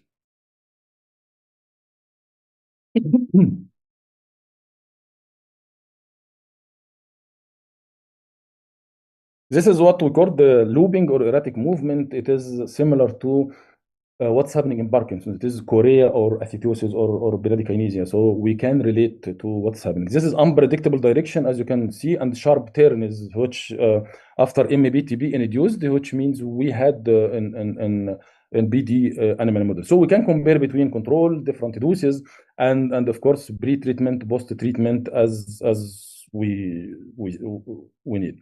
This is MBTB. Again, this is normal one, and this is MBTB. Of course, we use different doses, and some doses are subacute conditions, other acute, and other chronic. Because BD, it is a chronic case, so we developed the protocol on developing of the chronic cases or chronic administration of MBTB, because in reality, in real life, if I am a farmer working with pesticides or polluted environment, so I need to have chronic exposures. Okay, it is not acute exposure. This is erratic jerking movement. Again, this is a normal one. This is myoclonus.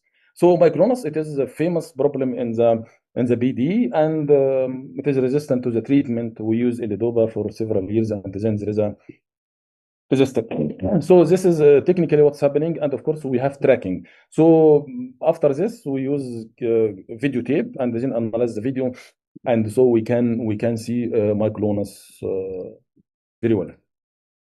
This is balissimus, which is violent flanging of extremities, and it is again one of the erratic movements done with the MEBTB, and as you can see, it is a violent. There is no directions, so we can relate to what is happening in BD.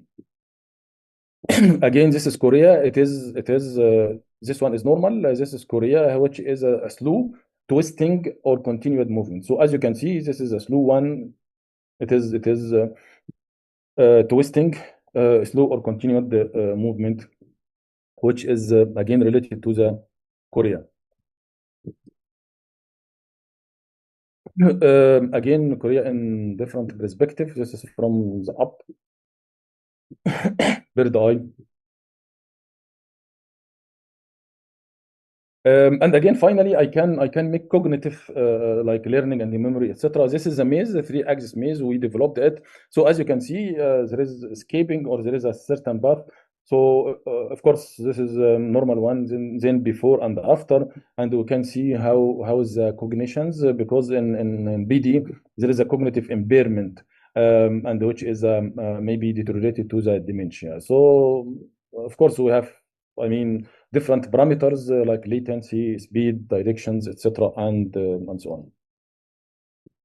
So this is collectively what is we can harvest brain, because by end of the day we need to relate behavioral to what is happening in histochemistry or histopathology. So we extract or harvest the zebrafish brain, and it has, of course, a technique. You need to be trained on it, and then we can use different staining, H&E, other staining, and in staining we can see blood-brain barrier, which is one of the important issue in therapeutic advancement, and also we can see different dopaminergic neurons or the dopaminergic centers, how much dopaminergic neurons affected related to the dose, and you know different doses. It is effective therapeutic index, etc., and so on for this. So this is how we extract the brain.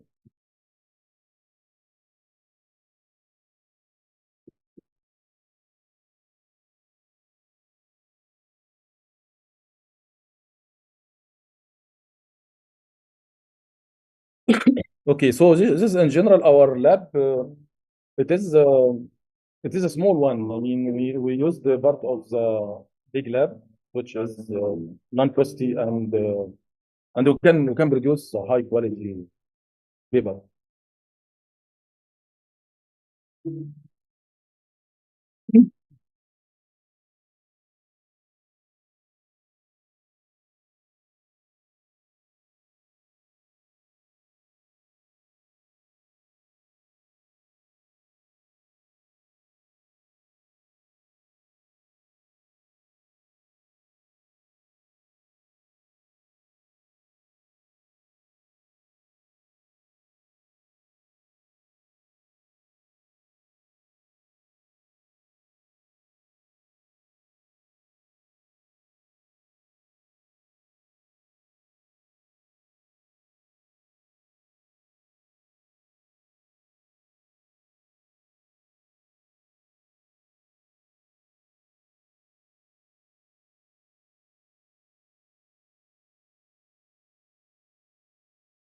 Okay, and I will end with this one.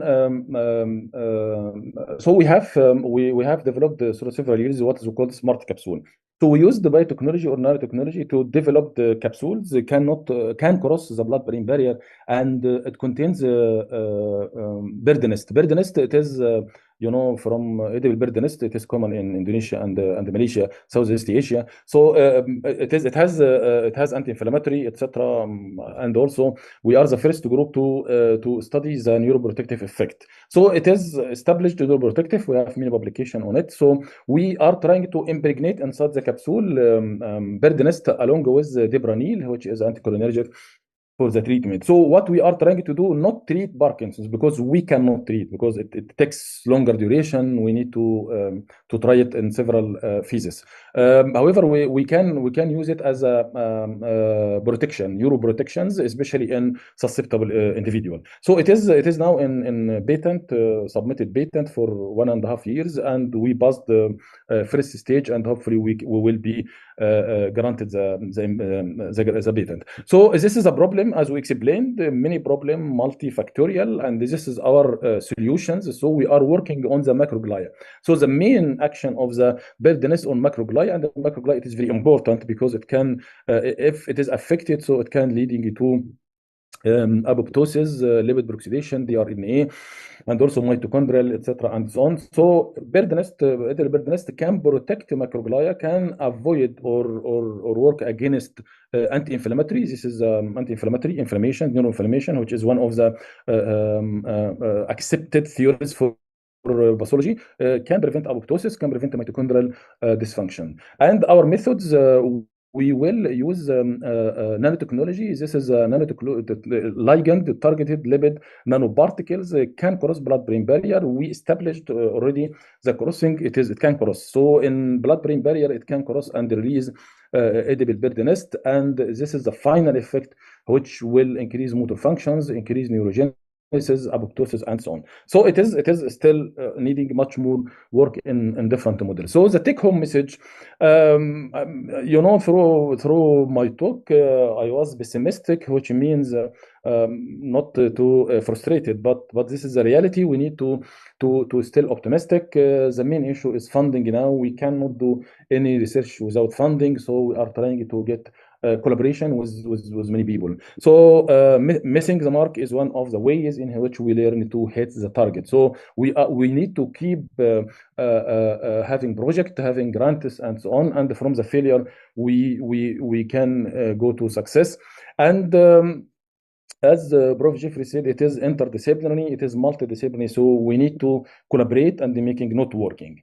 And this is a famous story from the Chinese book, how to get there. And if you wanted to go to your target, your aim, you need to keep walking. If you are tired at some point or failed, so you need to take rest and then starting continue again. This is what we need to do. Final acknowledgement: we have Michael Fox Foundation's support. This is for 3 years now. We have GB2, Global Parkinson's Disease. This is for clinical trials, and also FRGS from Ministry of Health, and also GEOPD. This is the consortium, European Consortium of Parkinson's Disease.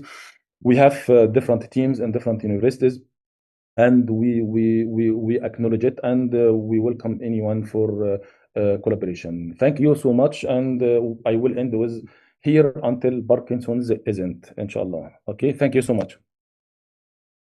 Thank you very much. Please give big applause for Prof. Wael Muhammad presentation.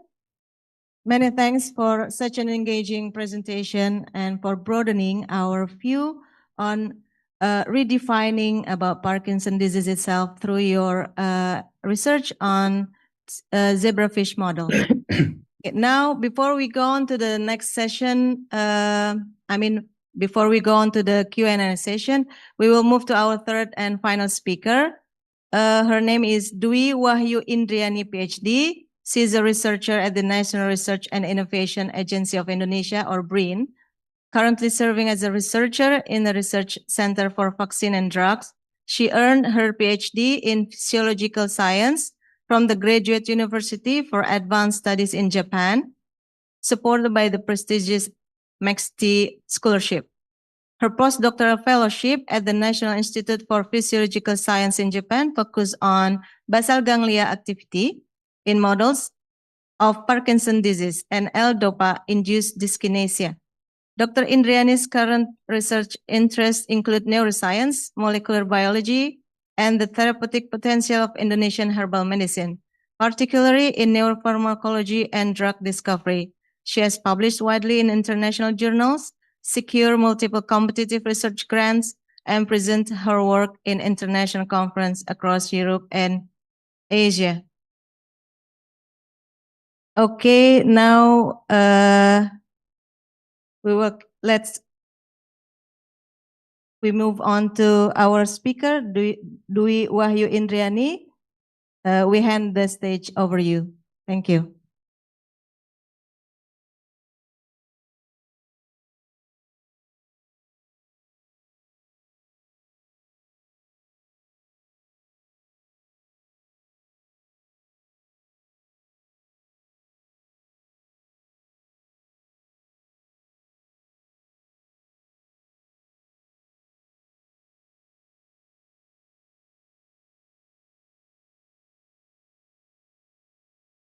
Okay, thank you. Thank you for your nice introduction. So I would like to share my PPT first. So can you hear my voice? It's okay? Not yet. Okay. Okay, now it's starting. Okay, so Assalamualaikum warahmatullahi wabarakatuh. So actually, as introduced by the MC, that I'm from National Research and Innovation Agency, Research Center for Vaccine and Drugs.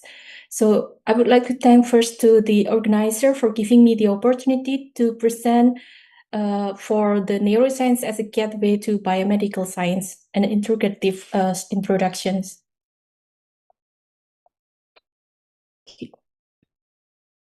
So first of all, because this theme consists of the interpretation about the biomedical science and neuroscience. So first, maybe I would like to briefly discuss about what is the biomedical science and what is neuroscience and why is neuroscience considered a gateway to biomedical sciences. So biomedical science usually combines biology, chemistry, medicine, and healthcare to study how the human body works and why diseases occur and how those diseases can be diagnosed, prevented, or treated. Meanwhile, in the neuroscience is the study of the nervous system, including our brain, spinal cord, and the network of nerves throughout the body, including central nervous system and peripheral nervous system. So yes, indeed, neuroscience can be served as a critical bridge to understand the complexity of biomedical sciences. So at first, if we contrasting the approach of the neuroscience and traditional biomedical research, so we can see that in the traditional biomedical researches, it's usually only a general biological mechanism without the integrating insight from the neuroscience. Thus, it can limit the understanding of the complex system. So if we combine with the neuroscience informed approaches, so it can leverage insight from the brain's functioning, leading to more effective intervention and treatment in medicines and health sciences. So these three concepts that I will address more detail about the key concept that linking the neuroscience and biomedical sciences. So first, we have to understand the brain itself, because the brain is the control center of the body, coordinating thoughts, actions, and emotion through complex neural networks. So perhaps I will try to first give a brief introduction to the brain. That our brain size is around 1.3 or 1.4 kilogram, and it is protected by the skull, many of 3 layers, and cerebrospinal fluid. The brain is the central control of the thought, action, and survival. And the brain itself comprises complex structure, namely the cerebellum, brainstem, and the limbic system. And the brain works by coordinating the neurons, glial support, and neurotransmitter signaling. So this is the overview of the major division of the brain. So the cerebrum is the higher thinking, sensory processing, and also voluntary movements. In cerebrum, it consists of several structures such as frontal lobe for decision-making, motor control, and personality, while temporal lobe for hearing, language, memory. Occipital lobe is for vision, and corpus callosum is for connecting the left and right hemisphere. So for the cerebellum, its function for balance, coordination, motor learning. And the next one is the brainstem. It's for the autonomous nervous system, such as breathing and heartbeat. And also the spinal cord for the reflex center. So after we understanding the major division of the brain, so if we could take a look inside, so we will find that inside of the brain, it consists of several neurons, in which neurons is a communication unit, electrical via action potential or chemical through the neurotransmitter action.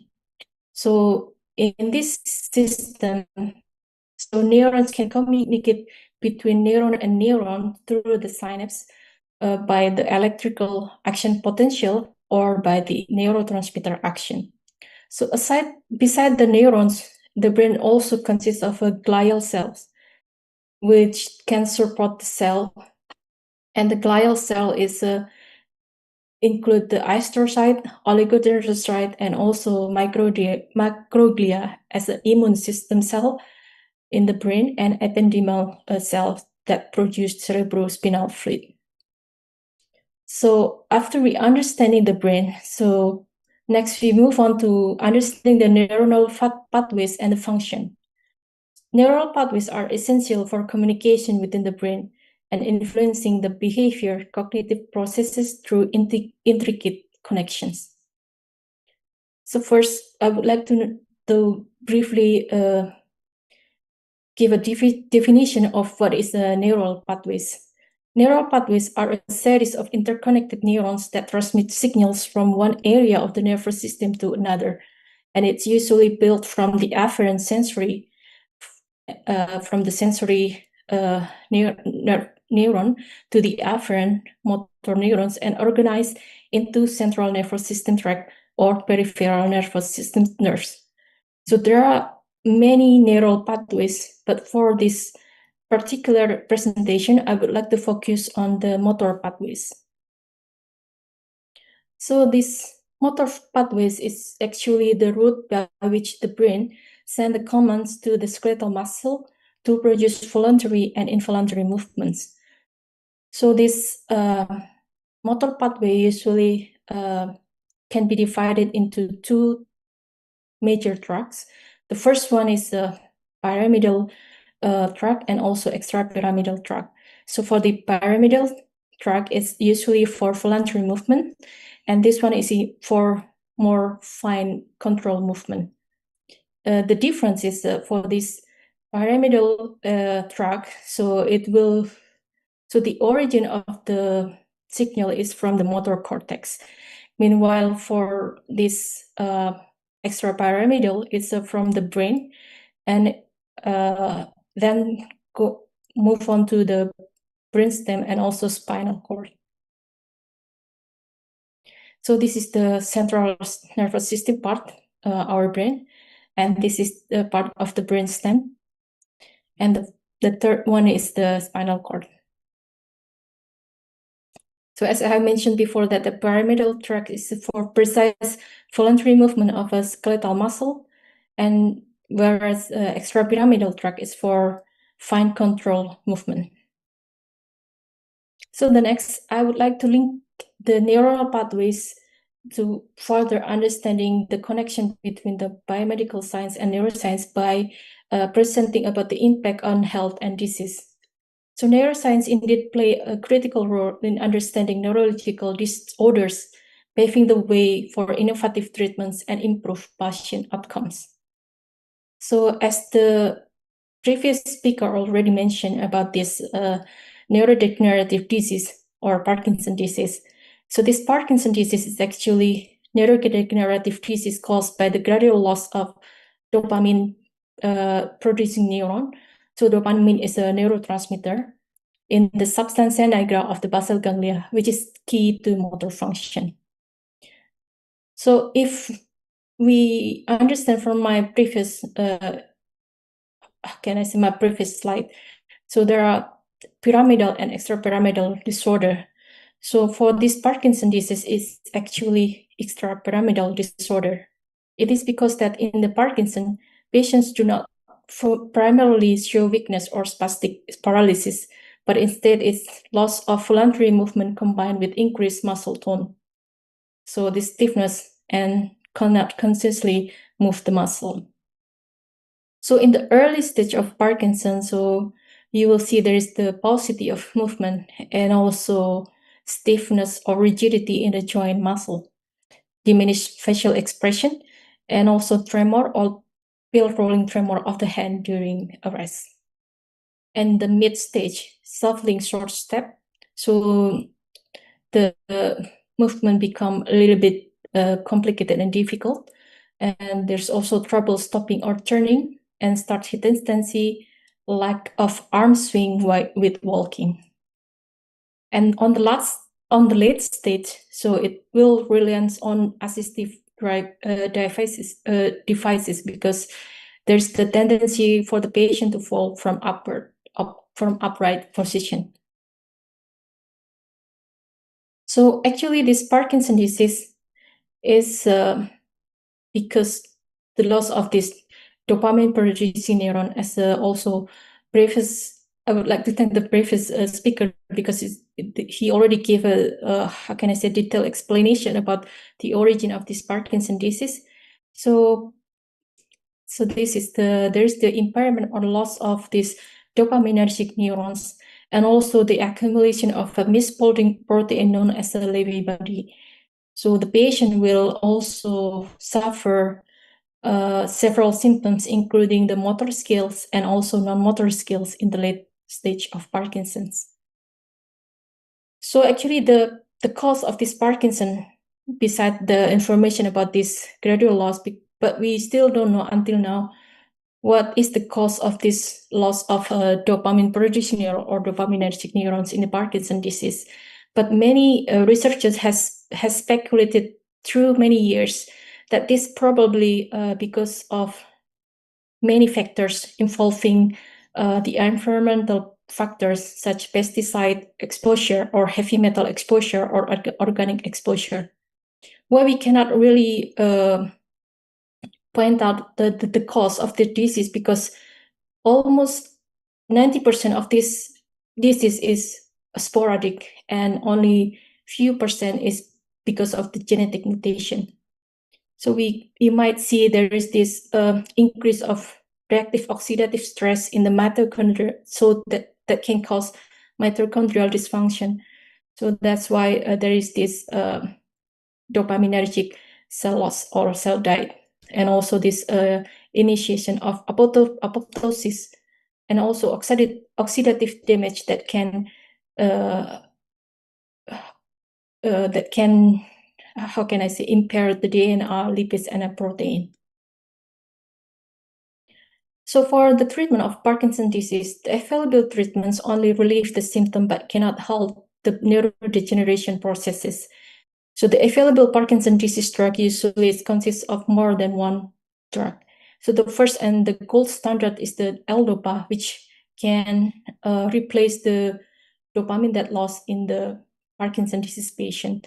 But since this L-DOPA can be converted to dopamine in the peripheral nerves, so usually the doctor will combine with other drugs that can inhibit this conversion, so that the L-DOPA can be brought through the central nervous system and passing the blood-brain barrier.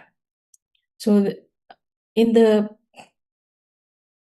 there are several others drugs that also been used, such as a dopamine agonist like a bromocriptine, and also MAOB inhibitors. This set of drugs, so there's also the operation, namely deep brain stimulation, which can be cartoonized or can be seen as this figure. So that basically we give the electrical stimulation to the basal ganglia, and in this case it will be in the globus pallidus or the input system of the basal ganglia, and also in the subthalamic nucleus of the basal ganglia. So it will give a constant rhythmic stimulation to the brain, and that's why it can alleviate the symptoms. in this case, the motor symptom. So previously, this is my research during the PhD. So I was doing the animal experimental model. So basically, I made the Parkinson disease model in a rodent, and then after that, so this is the result for my results. So it can be seen that in the substantia nigra pars compacta, so we can see there is this lesion of the area of the dopaminergic neurons. So for this 6-hydroxydopamine lesion or this neurotoxic lesion, so we basically only gave to one hemisphere, and another hemisphere will be served as a control. So after that, I will treat them with the L-Dopa for several days, and then I will and then the mice or the rodent will develop the dyskinesia symptoms or increase involuntary movement. So this is actually how can I say, the understanding of how this dynamic change in the basal ganglia can underlie the symptoms of this increased movement. So before going to detail of this one, I would like to show you this one. So this is the motor loop pathway. So this is actually the basal ganglia neurons, which we have this striatum as the input system, and then globus pallidus externa also the input system, and we also have these subthalamic neurons. So this is the cortex, and then this is the output neurons of basal ganglia, which include the globus pallidus internus, internal globus pallidus, and also substantia nigra. So this is the substantia nigra part compacta for the dopamine neurons. So this is for the thalamus. So it's basically like dopaminergic neurons give a signal to the input of the basal ganglia through the striatum, and then there is this glutaminergic and also GABAergic as a neurotransmitter, in which GABAergic neuron is like for stopping or inhibiting. Meanwhile, for the glutaminergic is for excitatory or stimulating. So once the dopaminergic signal comes to the striatum, so it will be directly give to the globus pallidus externus through indirect pathway, like this way. So it's like inhibiting. And for this subthalamic nucleus is the only one glutamatergic neurons in the basal ganglia. So if we basically inhibit, and this subthalamic nucleus is actually receive a direct command from the motor cortex to induce the movement. So we will see usually, I'm doing the electrophysiological recording. So we give the stimulation in the cortex, and then we record the activity in the output nuclei of the basal ganglia. So this is if we take a look the activity, if we record the activity in the substantia nigra, so we will have this three-phasic, how can I say, graph of the movement. So this is the increase of hyperdirect pathway, and then also there is this movement from the direct pathway. So this is hyperdirect pathway, direct pathway, and indirect pathway. So if we translate it to the movement, is actually this signal. So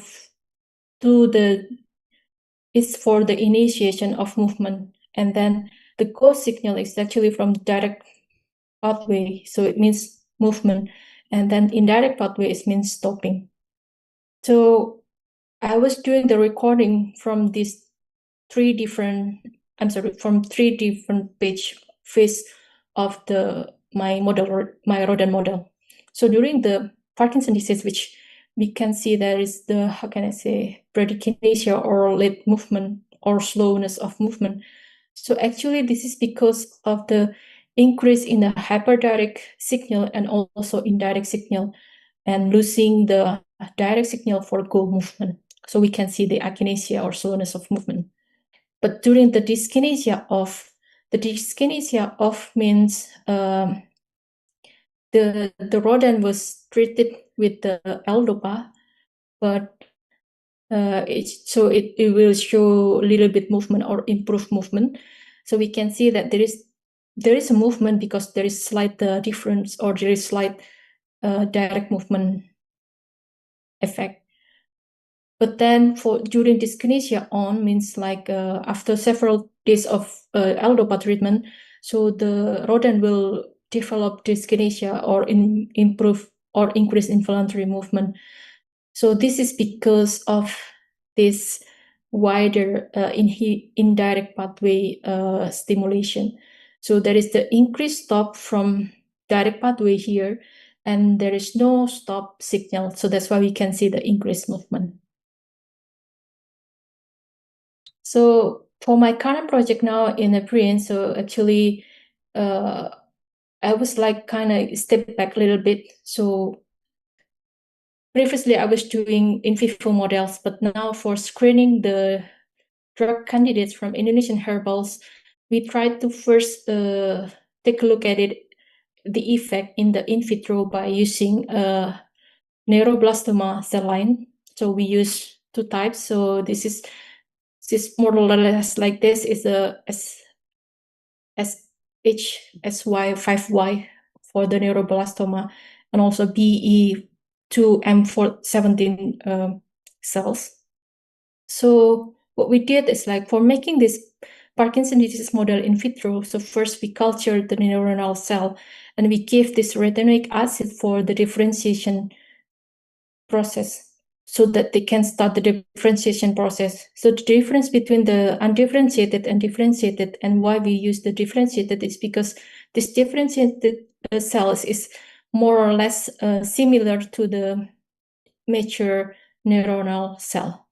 So once we get this differentiated cell, so we treat it with the neurotoxin such as 6-hydroxydopamine or rotenone, and then after that we incubate with the herbal extract, and then we see if there is this neuronal loss, whether the herbal that we give can, I'm gonna say, reduce the neuronal loss or not. And then we see the effect is by assessing the antioxidant, anti-inflammation, and anti-apoptotic effect. So actually, at first we would like to screening the herbal first using in vitro model, and later on we would like to move on to in vivo models. So this quick look, quick check of what I has been presented so far. So in what ways does neuroscience serve as a gateway to biomedical sciences? So at first, it can be used as understanding the core biological process. Indeed, neuroscience integrates biology, chemistry, and physiology to study the nervous system function. And it's also important that neuroscience can exploring the health and disease mechanism. So neuroscience can provide the framework for investigating the disease mechanism, guiding diagnostic and treatments. And so the third is also neuroscience can bridging the basic and clinical research. So neuroscience translate molecular and cellular discoveries into clinical application or drugs development. And the last one is that advancing medical technologies, like I've been presented, that neuroscience can drive innovation like deep brain stimulation, in this case, to treat the patient, the Parkinson's disease patient. I think that's all. Thank you for your kind attention. Thank you very much.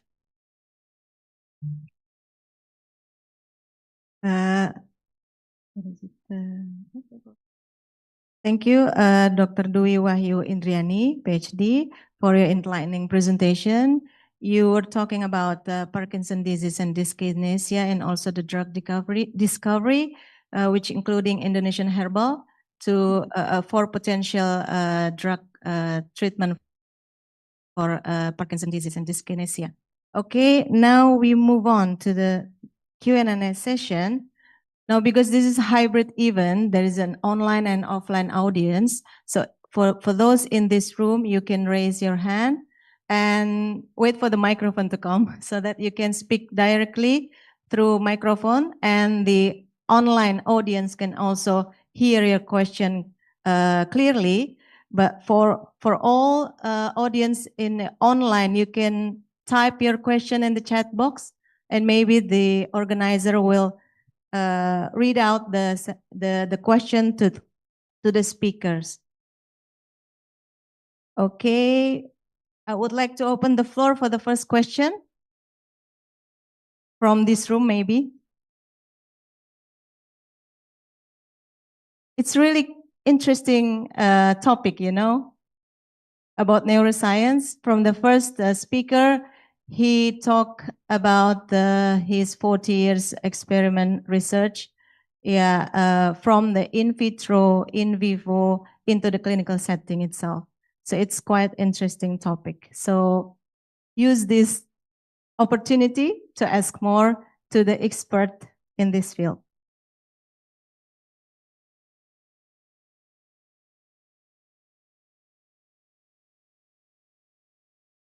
Yeah. Just mention your name and to which this question aim to.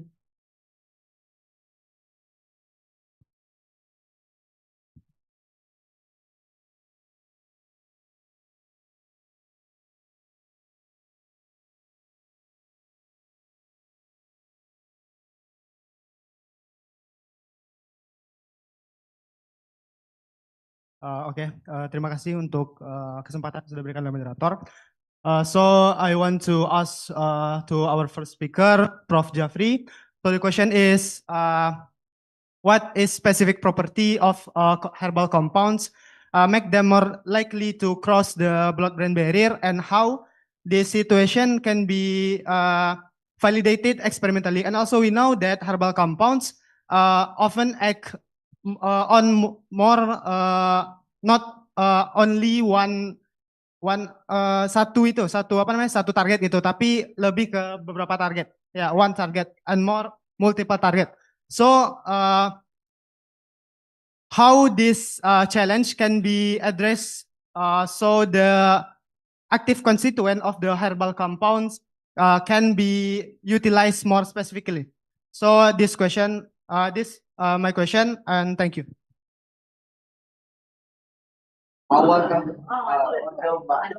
Question is directed to me.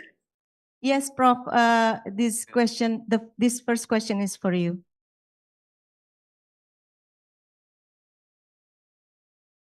My wife's mistakes. So right now, if you look at any plant, there are many compounds.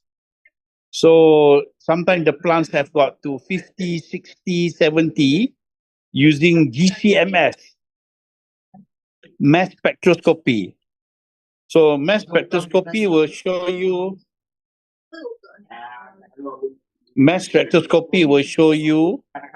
lots of spikes. And sometimes not all the spikes are the heroes that are improving cognition, memory, or epilepsy. So you have to, with the help of a medicinal chemist, check all the spikes, whether big or small, and then look at their CHO bond, look at their 3D, and then do the modeling, looking at which receptor you are going to target. Are you targeting AMPA, GABA, NMDA? What receptor are you looking at? Receptor or receptors. So you have to do this, and this takes a long time. Even doing this is a master or PhD project, I can tell you. And after you have done that, then you have to do maybe we have got artificial blood-brain barrier in my lab, where we do using wells. We can do BBB study and see whether these compounds can pass through your artificial blood-brain barrier. If the compounds can pass through your artificial blood-brain barrier, then most probably it will pass through your rodent, non-rodent, human primate, non-human primate blood-brain barrier. The another enemy about these compounds, because sometimes the bigger compounds, when they are taken orally, what happens is they are destroyed by the hydrochloric acid. And sometimes they are broken into two, the bigger compound is broken into two more compounds. And these compounds can be studied separately to see whether they can dock in your 3D modeling. They can dock and have an effect, either excitatory or inhibitory effect in the 3D modeling using your software, your laptop. If it works, then you can start doing your animal experiments. If you do not want to do animal experiments yet, you can do blood-brain barrier cellular studies first. And you can even do electrophysiology, because whether you want to do memory or epilepsy or whatever in the brain, it is for the neuron. So you want to see the neuronal action potential. But not many labs, even in Indonesia, have electrophysiology facility. But that can be done as well.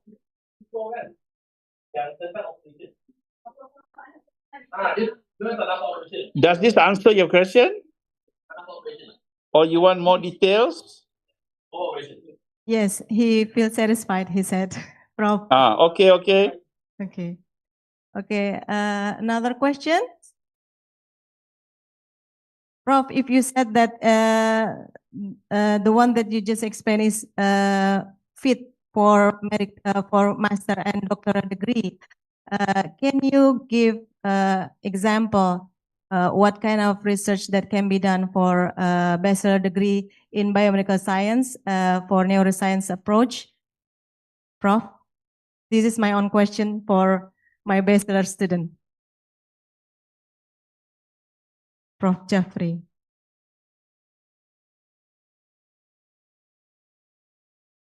This question is for me or for whom? Yeah, this is the continuation from from your answer. Yes. Can you repeat the question again? Yeah, because you said that you've explained about the research for master degree and doctoral degree, but can you give example for bachelor degree research can be done for them in this field, neuroscience? Yeah. Okay. Good. Yeah. So you're not talking about ethnopharmacology, or which field? Because neuroscience is so big. Yeah. So for master, yeah, I understand. Because you're focusing on plants, maybe you can just give example for them to conduct research with plants, but for bachelor degree. Okay. For neuroscience application. Okay, good. So for master's degree, I suggest first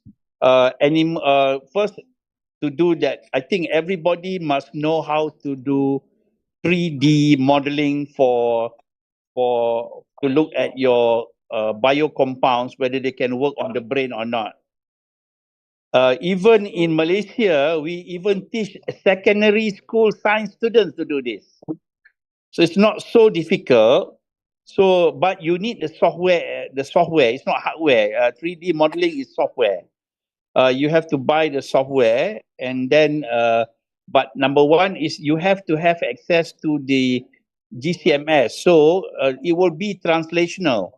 So the neuroscience will have to work with the botanists or the agriculturists to identify the plant in Sumatra, which plant or which jamu you want to study to improve what. So if you want to concentrate on memory, for example, so this is something that you can do to improve memory. So you look for a botanist to be the co-supervisor of the neuroscientist. And the student will have to go to a chemistry lab, because the GCMS is under the control in Malaysia, is under control of the chemist. So the chemist controls the GCMS, but you can work with the botanist. The leaves will have to be dried or froze or prepared and then extracted. and then it's put into the GCMS. The GCMS will give you the type of compounds. The chemist will tell you what CHO structure the compounds have, and which that CHO structure you can do the modeling. And if the modeling works, that is already sufficient for a master's project.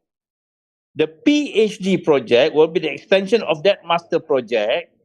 By doing the after you know the modeling works, you go to rodent experiments. So the rodent experiment is using on animals, looking at memory or whatever that you want to test in the animal behavior for cognition and memory, and then you will need to test the different doses of the compound onto the animal. So in the end, there will be a minimal dose and maximum dose, a lethal dose, and then you have to study the effects on the liver, the other organs of the animal, including the peripheral nerve, the brain stem is also taken to study. The heart, the liver, the kidney, the spleen, is studied. And you do histology section to look at any changes, whether there's any evidence of toxicity of the compound to other organs. So that is something that you can study at the PhD level. Does that answer your question? Yes, bro. Thank Thank you. you. Yeah, thank you very much. Any more questions? Yeah, thank you. Just mention your name. You can go to this prompt.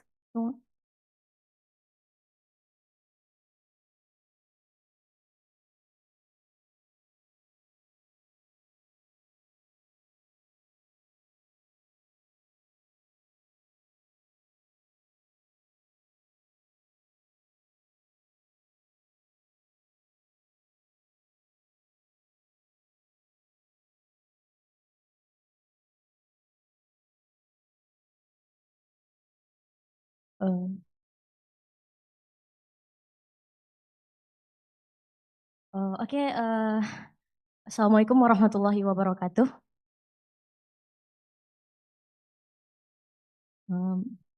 Honorable Miss, and then my sister and my brother and my friends. I would like to asking questions to Miss Wirahayu Indriani, PhD.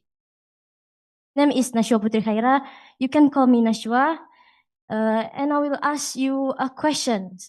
As a freshman and freshwoman in college, in Universitas Andalas, can we be part in BRIN as researcher in medical science and technology for Indonesian generation in 2045? And also, I thought I'm so interested in this part to being a good medical researcher in the world, representing Universitas Andalas in international event of medical researcher.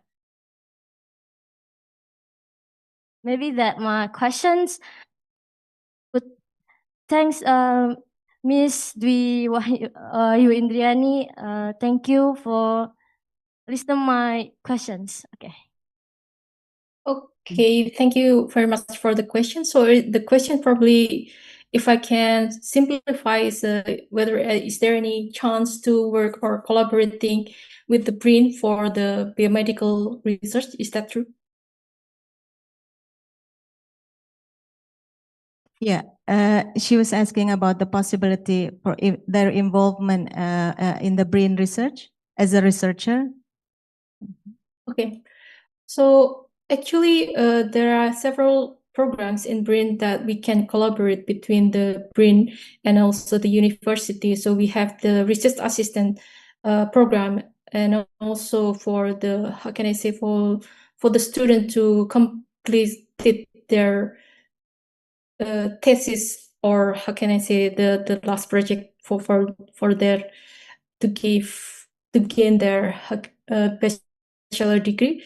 So there are several program actually, but currently the one that I belong to, so the Research Center for Vaccine and Drugs, so we also open for the students to participating in our research group. So maybe if it's okay, so you can kindly look the information from the BRIN website. So we have the research assistant. So also like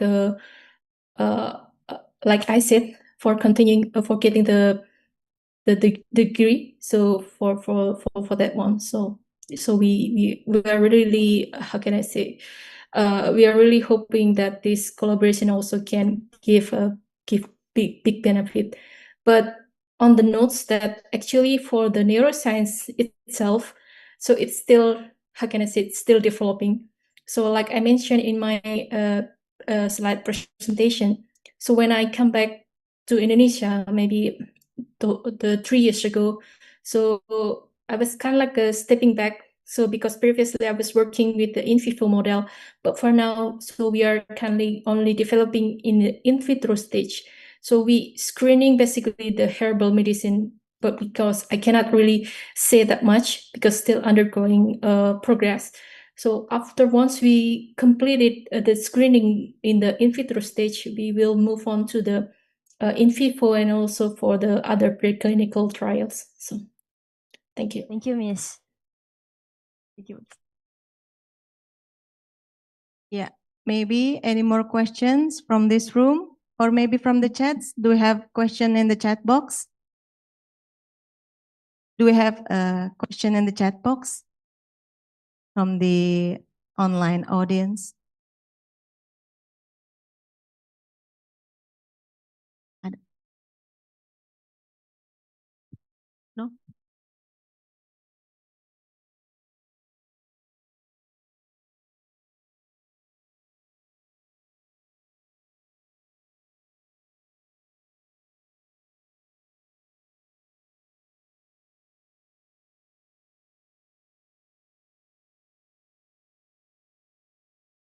No. Okay. There is no more question from the online audience? Or do we have it? Oh, our present. Siapa namanya Syahida tadi? Haris. Are you going to take a group photo?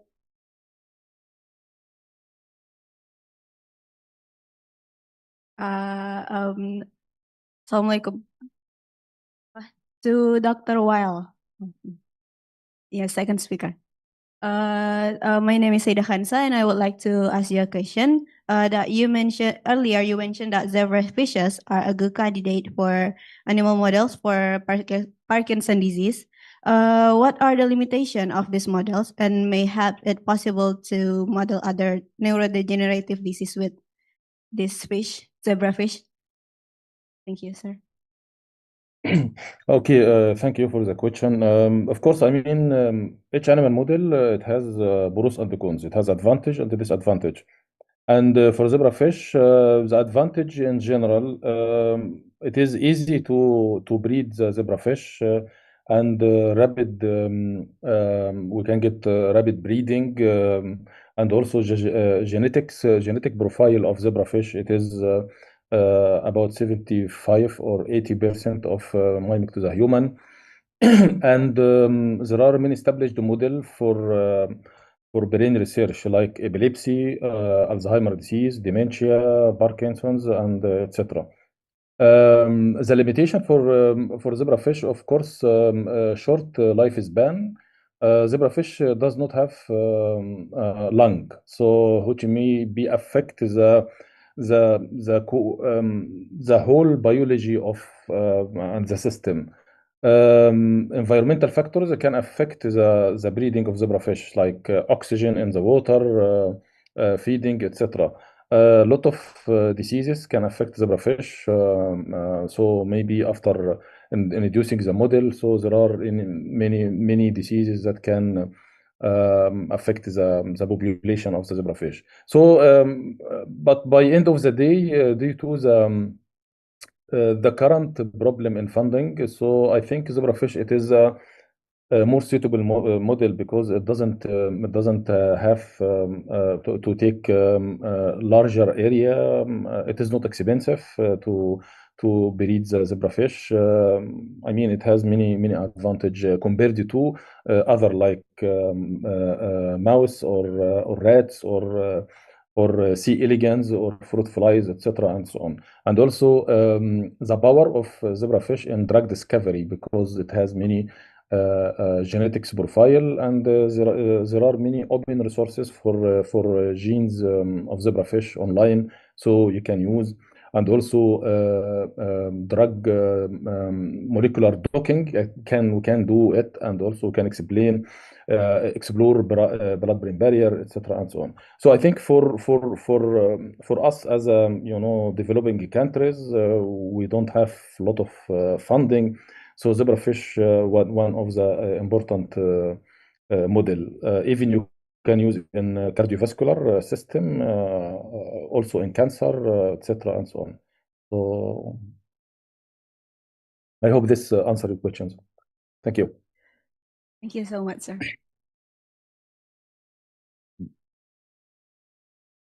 Ya, tutup. Ada. Online question. Okay, we have one online question from the chat.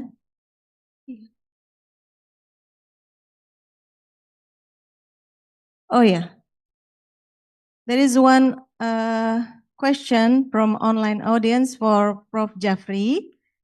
I appreciate your speech in neuroscience. Could you explain the research opportunities in the phenomenon of adult brain neurogenesis, where a growing body of evidence and research methods demonstrate neurogenesis in the adult mammalian brain and its benefit in treating neurodegenerative disease related to learning and memory process, such as dementia or Alzheimer's. However, its application in human research is still met with pros and cons.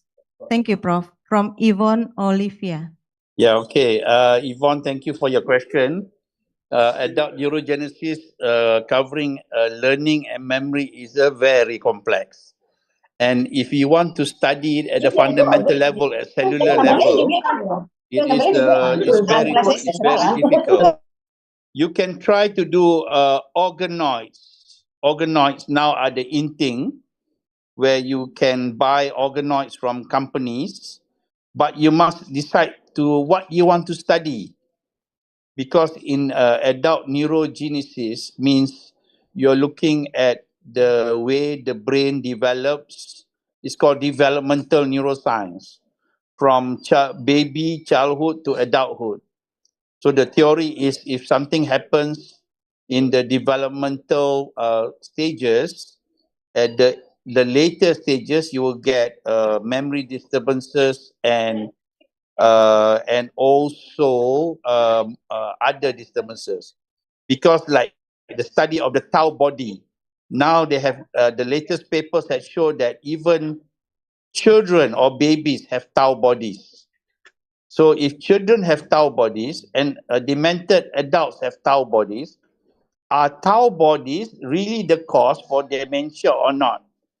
So that's one study that has not been answered yet. But my suggestion is, if we are chasing to ape the West, we will never be able to solve problems in Indonesia. So I think as neuroscientists and biomedical scientists in Indonesia, we have to solve Indonesian problems, not a white man in Europe with dementia problem. So what are the problems in Indonesia? So in neurogenesis, what is the problem maybe is congenital abnormalities. So congenital abnormalities in the development of the brain amongst Indonesian may be due to neural tube defects, closure of the brain or closure of the spinal cord may still be a problem in Indonesia. But dementia is also we call it a white man's disease. It is more prominent in outside of Indonesia than in Indonesia, even though we do have elderly patients with memory problems. But if you still want to go and study neurogenesis, then you have to create a model, and you have to decide, because there's so many factors involved in neurogenesis. So what do you want to study? So you have to look at the literature review and see what are the gaps in adult neurogenesis that are not available to the public. But the problem is studying adult neurogenesis is very, very expensive. You need a big grant. You need lots of wonderful collaboration between different specialties. So I do not know what your background is, whether you are a fundamental scientist or you are a biomedical scientist thinking about dementia. I think the best part for Indonesian scientists is to do applied neuroscience. Applied neuroscience means using whatever, like I said, ethnopharmacology, plants, the knowledge of plants and the sea, because the compounds to improve memory are not only found on land, they are also found in the oceans around Indonesia. And there are many sea creatures that can be used to improve neurogenesis as well in the lab, in vitro or in vivo.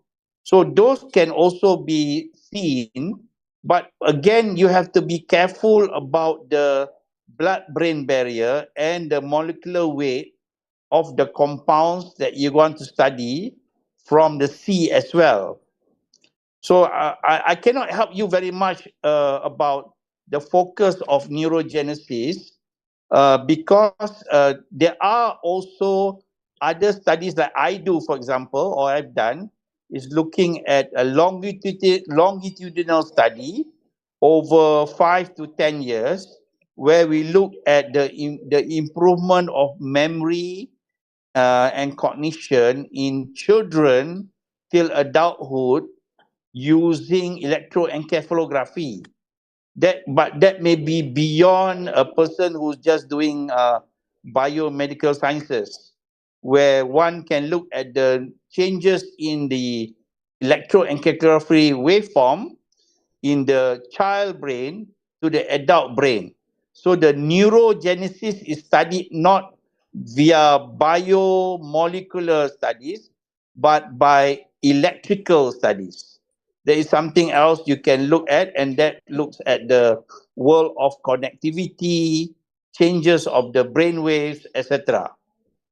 Thank you. I'm not sure whether you're happy with my answer.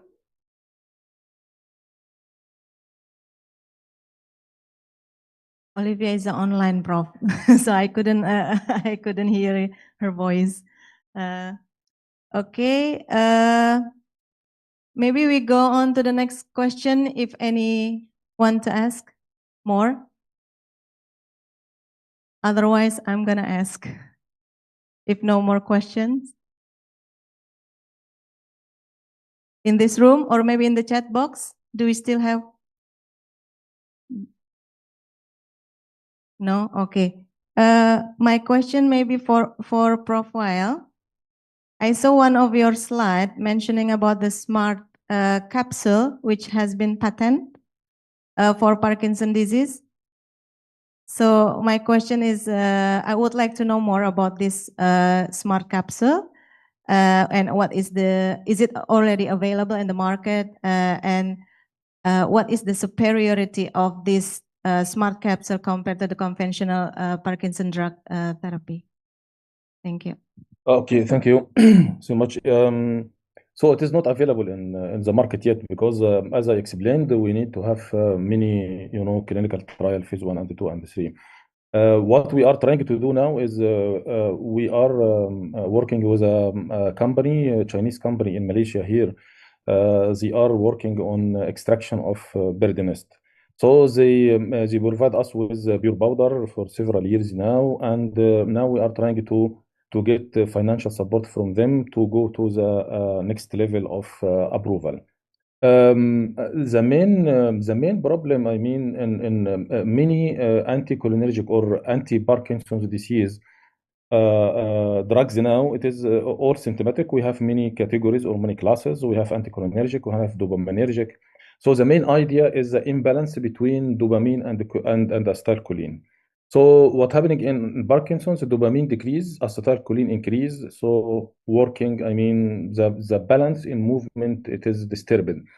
What we are trying to do in Parkinson's symptomatic treatment, increase dopamine and decrease acetylcholine. So we used anticholinergic, we used dopaminergic agonist.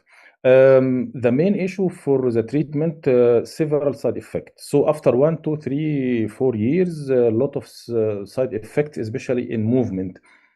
So you need to have therapeutic strategy, so switch to another drugs or make combinations or make drug holiday, and especially with on-off phenomena, which means freezing with the drugs. And all in all, after around 10 years, available drug fail in controlling the symptoms, and the patient will be transferred to surgery, which is DBS, deep brain stimulation. So we are trying to make neuroprotection. So neuroprotection, it is not treatment, it is a protection.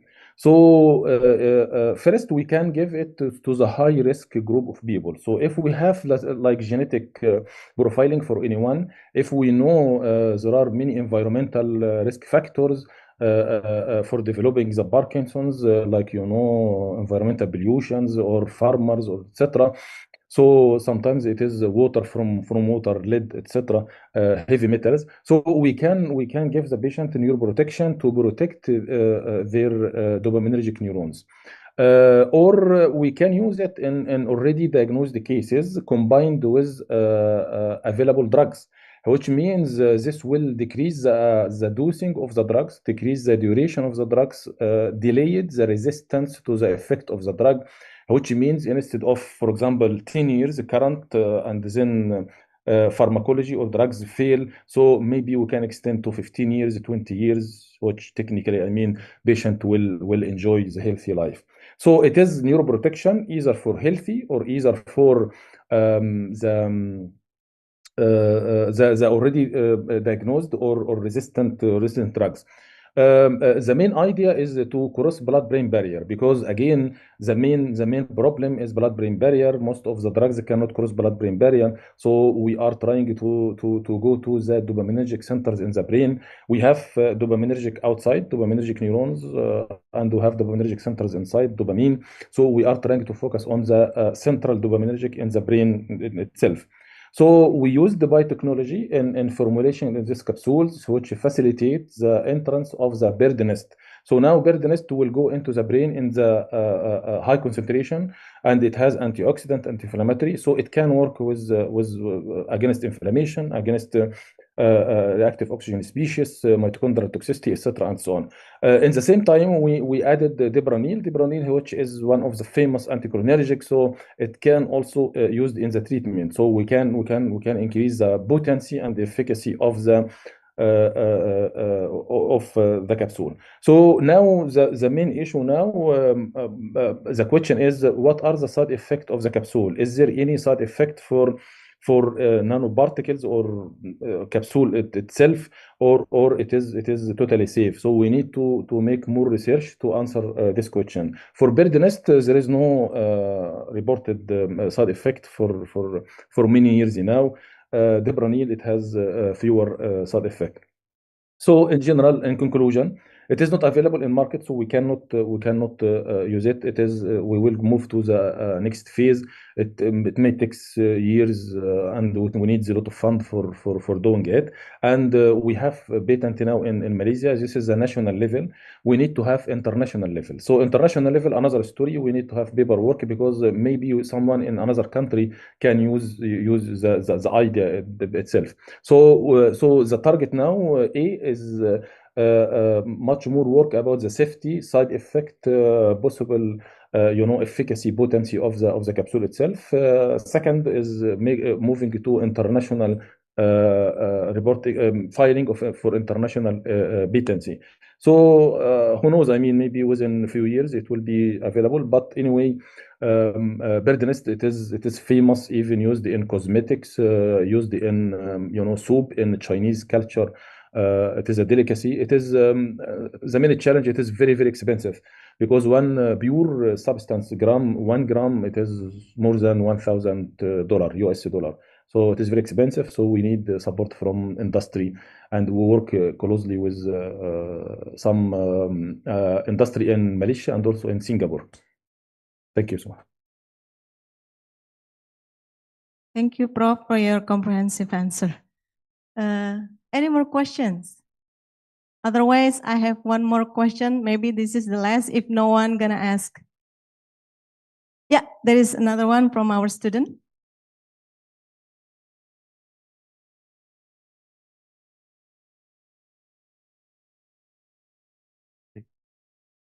Assalamualaikum warahmatullahi wabarakatuh.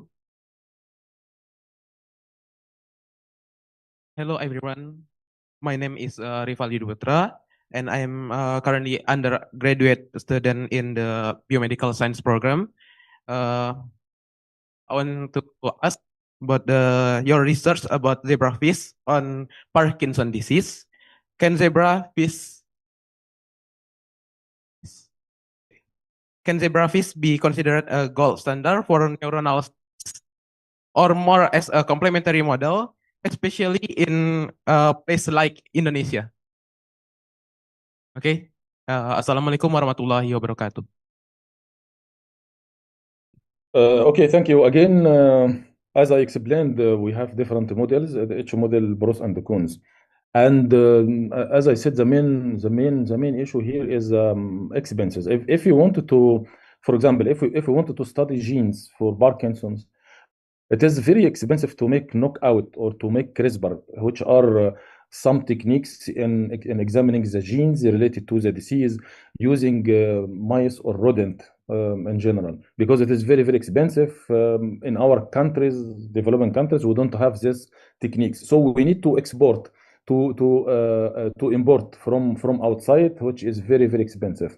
One lab in US, it is Ann Arbor, so it is very famous in knockout and knock-in mice for Parkinson's and other neurological disorder. But one mice, it is very, very expensive. And also one essential issue here, you will be faced with ethical approval. To start working with the animal model, you need to have ICOC, which is an ethical approval from the committee in your country.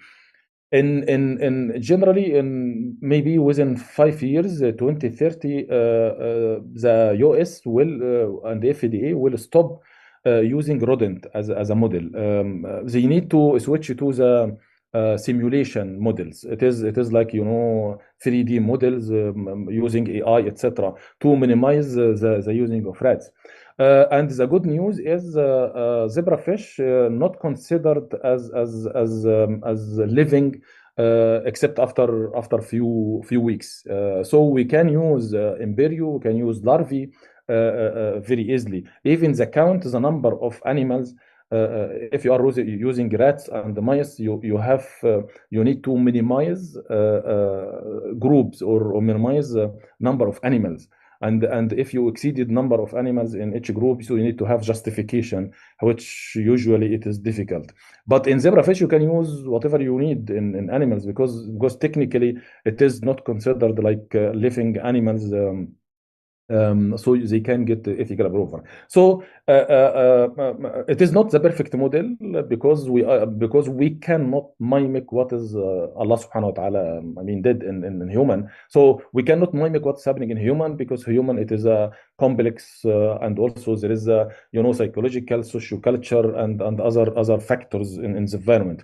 But we are trying to get much more closer what's happening in human because we cannot use human to try drugs and the new modalities of therapies.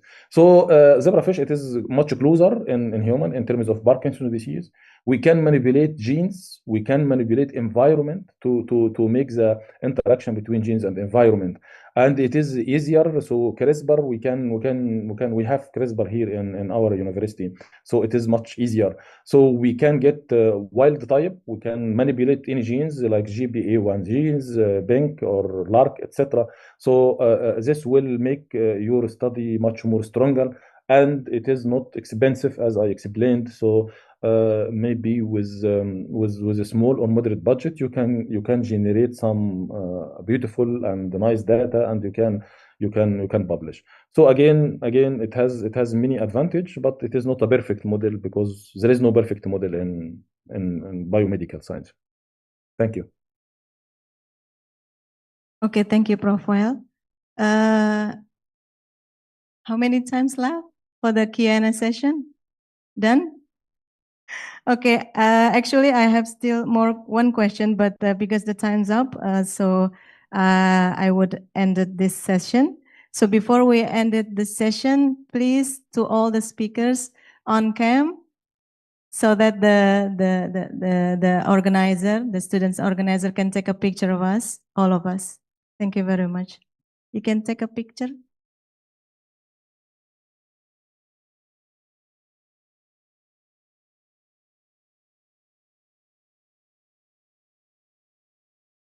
Okay, done?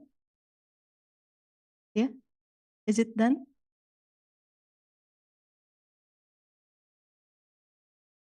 Ini kan ke MC.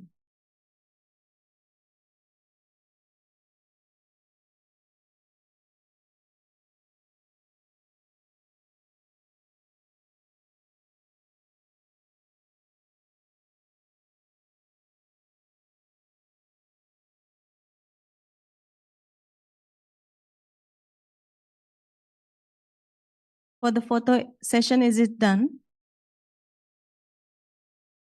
Oh, no, for the speakers only. Done. Okay.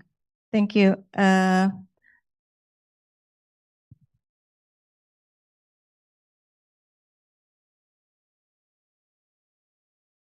Okay, thank you very much to our three distinguished speakers for the insightful and inspiring presentation. And thank you to all participants, both on-site and online, for your engaging question and discussion. Today's session on Neuroscience as the Gateway, Mengenal Neuroscience Sebagai Gerbang Aplikatif Ilmu Biomedis, has given us valuable perspective on how neuroscience is not only understanding about the brain itself, but also about opening new pathways in diagnostics, therapeutics, drug discovery, and interdisciplinary biomedical science. On behalf of the student organizer, I would like to express our deepest appreciation to our speakers for sharing their knowledge, and to the audience for your active participation. We hope that today's lecture has sparked new ideas, collaboration, and inspiration for your future studies and research. With that, we officially conclude today's hybrid general lecture. Thank you once again, and look forward to meeting you in our future academic events. So, wassalamualaikum warahmatullahi wabarakatuh. So, I handed it over to our MC. Thank you.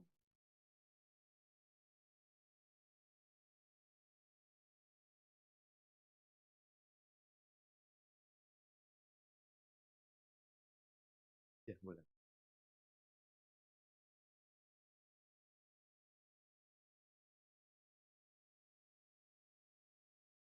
Okay, thank you so much, Dr. Dewi, for moderating our session. We would like to, for our speakers in the Zooms, we would like to ask for you guys to kindly turn on your cameras one more time. We want to do a documentation to give our, as a thank you, we want to give a certificate for being a lecturer, also as a speaker in our event today. Maybe for the committee, please share screen the certificate for the speakers, and for our lovely speakers to please turn on their camera for a moment.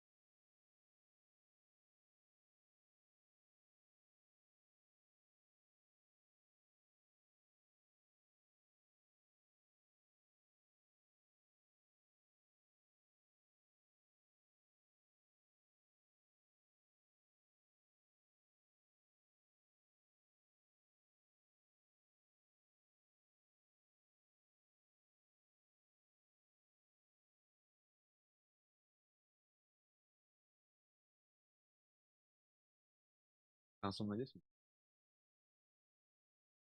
Satu, oke. For Prof. Jafri, if you're still in the Zoom, please turn on your camera for a moment for us to document the certificate.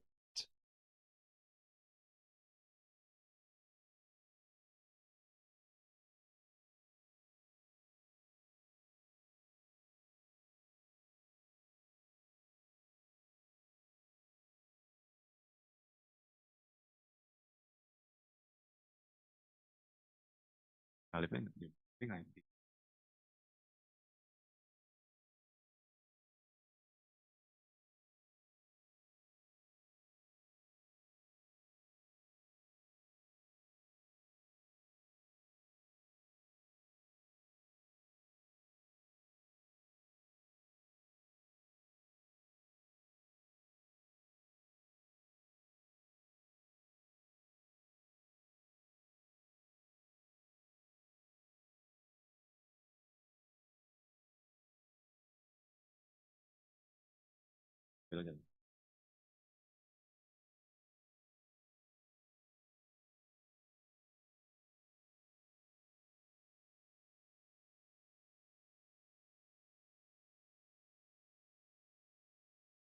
Ketiga itu udah nggak ada.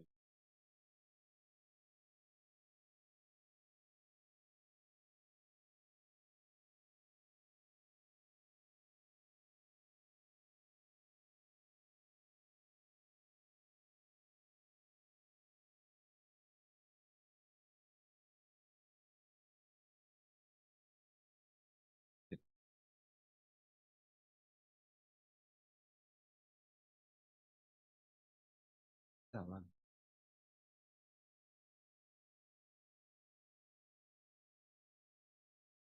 Okay, maybe for our photographers or operators, please take a screenshot.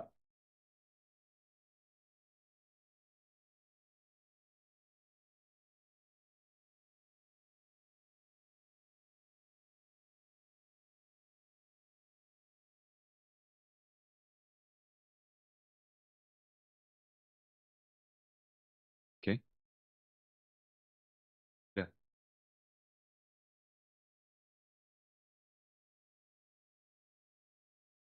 Huh?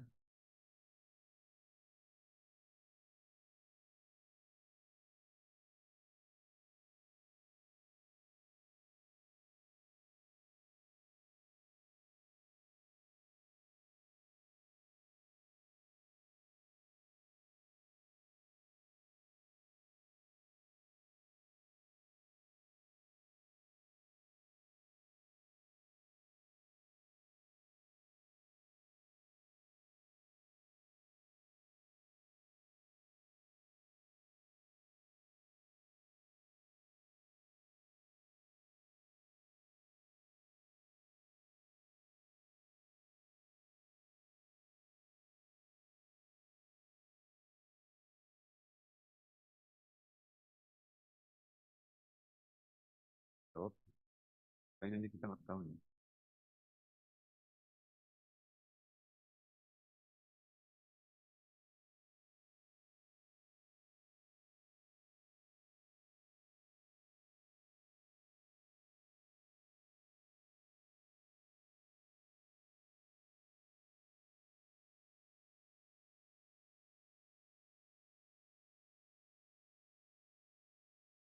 Itu apa?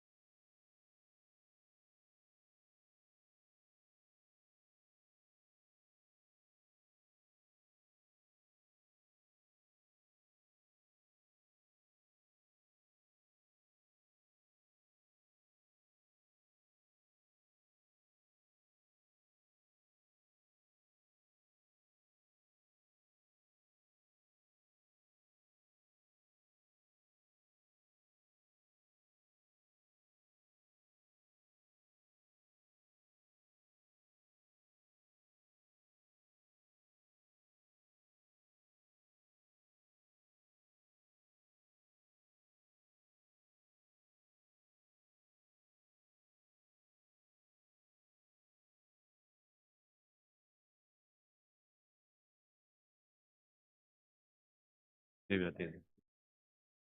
Suruh matiin. Suruh matiin dulu.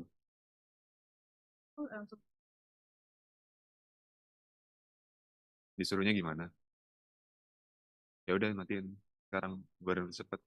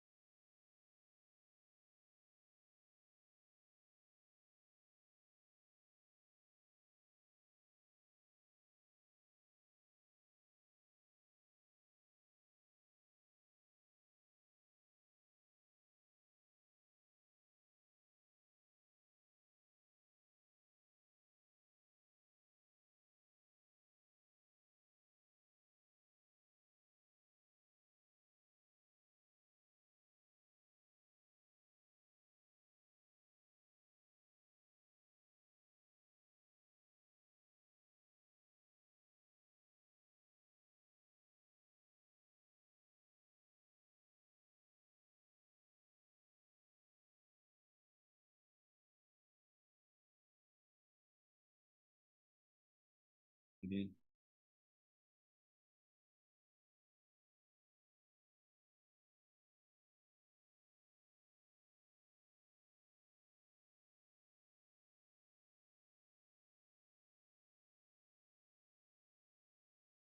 apa lagi? Oke.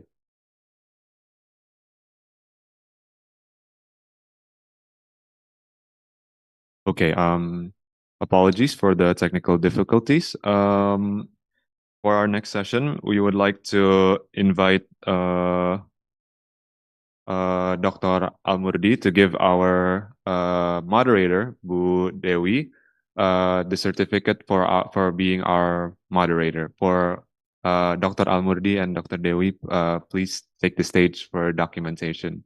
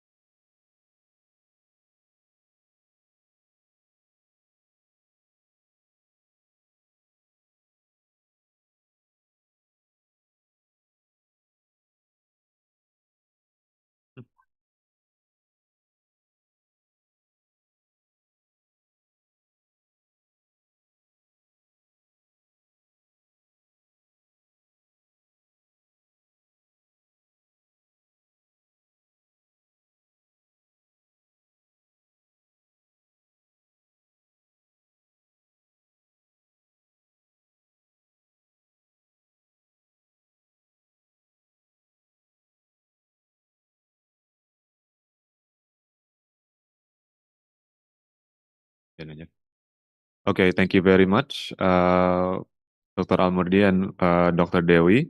Now we would like everyone to, in the Zoom and also in this room, to please go up to the front for documentation.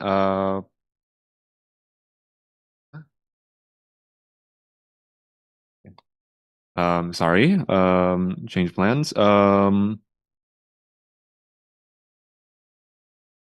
Now we would like to give our thank you and also certificate to one of our speakers, Dwi Wahyu Indriani, PhD. For the committee, please share screen the certificate, and also to Ms. Dwi, please turn on your camera for our documentation session. To Ms. Dwi, are you still in the Zoom? Okay.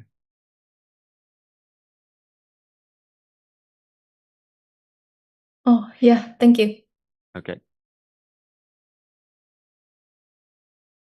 Thank you very much, Dr. Dwi. 3, 2, 1. Okay, one more time. 3, 2, 1. Okay, thank you very much, Dr. Dwi, for your time. Thank you. Oke. Maju ke depan aja lah ya. Oke.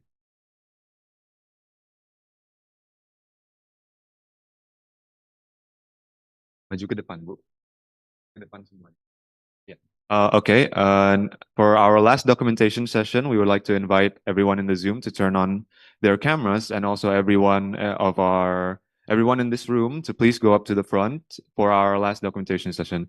Teman-teman semua yang berada di Zoom, dimohon untuk on cam terlebih dahulu untuk dokumentasi, dan semua orang yang ada di ruangan ini untuk maju ke depan terlebih dahulu untuk dokumentasi. Uh,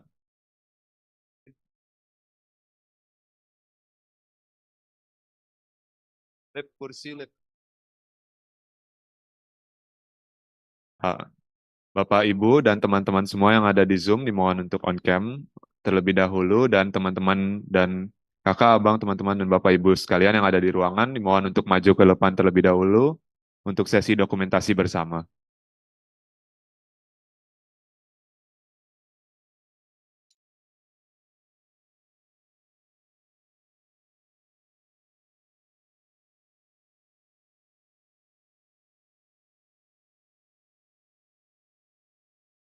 Untuk mahasiswa, boleh langsung naik ke podium di atas.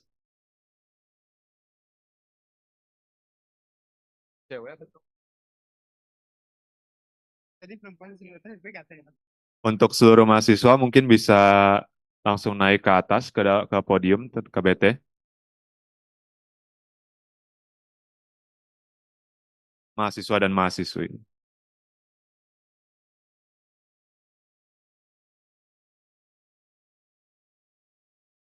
Take.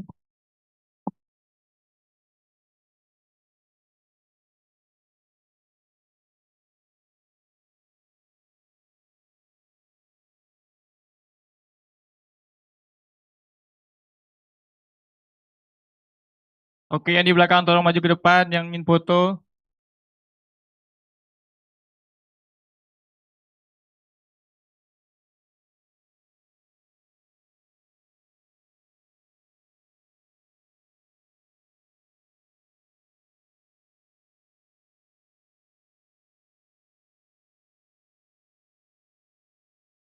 Yang cewek yang merasanya badannya tidak terlalu tinggi, tolong ke depan.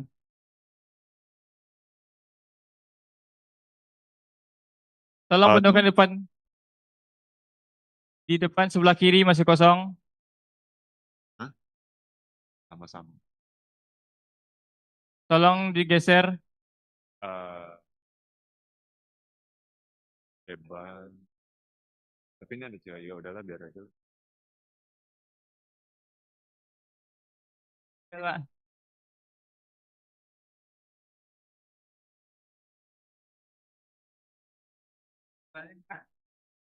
Boleh. Boleh. Oke, sebagian cowok mungkin berlutut di depan ini, di depan para dosen yang tidak nampak di belakang. Mari ke depan. Ayo cowok depan. Untuk beberapa sebagian. yang cowok mungkin bisa duduk di depan meja dosen yang di depan KBT mungkin.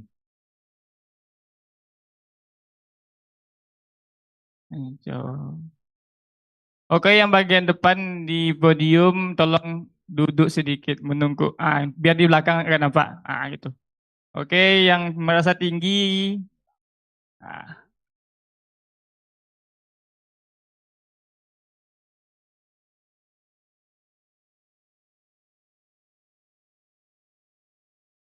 Yang merasa di belakang tidak nampak, tolong maju ke depan saja. Oke, oke. Dan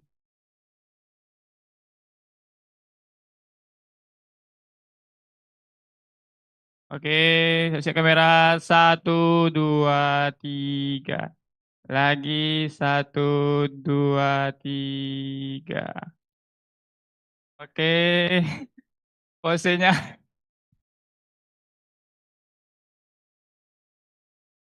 Oh.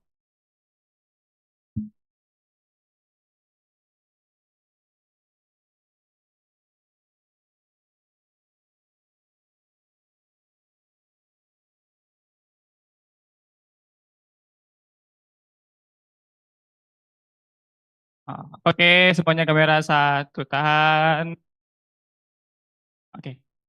Nampak? Nampak?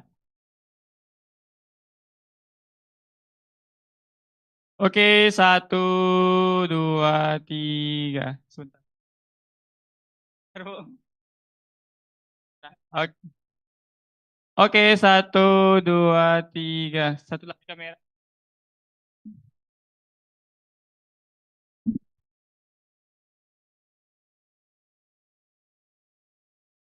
Oke, semuanya steady. 1, 2, 3 lagi. 1, 2, 3. Boleh senyum sampai kamera. 1, 2, 3. Oke.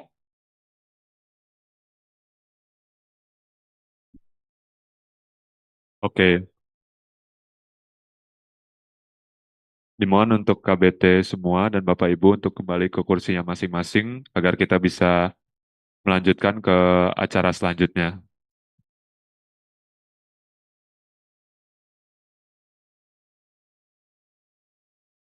Dimohon kepada Bapak Ibu dan KBT sekalian untuk kembali ke kursinya masing-masing karena kita akan masih melanjutkan ke acara selanjutnya.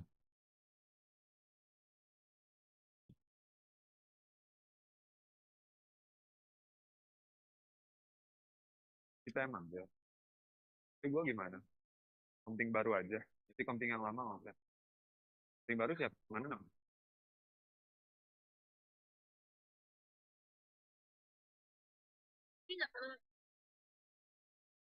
Gak usah lah, gak usah lah. Gak usah. Ya, lu ngomong gitu aja. Ada komting. Silakan bantu. Gak, gue dulu. Gue ngomong terus habis itu silakan aja. Ya, komting-komting. Akan. Kayak komting-komting. Baru tahu. Kepada Bapak, Ibu, Kakak, Abang, dan teman-teman semua dipersilakan untuk duduk kembali di kursinya karena masih ada agenda acara selanjutnya.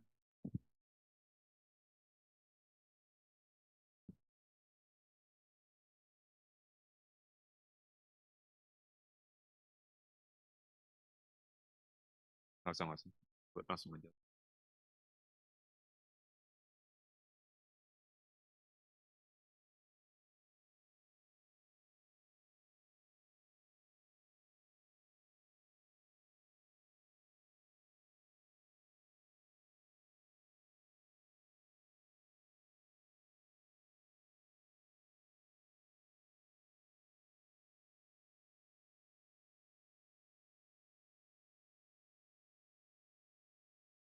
Baik, kita lanjut ke acara selanjutnya, yaitu pelantikan komting untuk tahun ajaran baru, yaitu tahun ajaran 2025-2026. Kepada kakak abang dan teman-teman yang menjadi komting tahun ini, silahkan maju ke depan.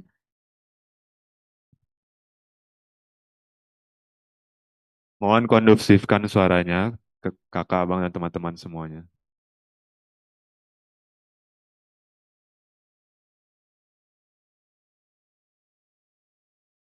Suaranya mohon dikendalikan ya, teman-teman.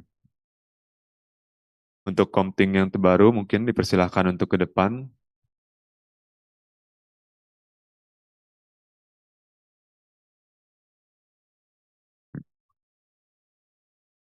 Mana siapa?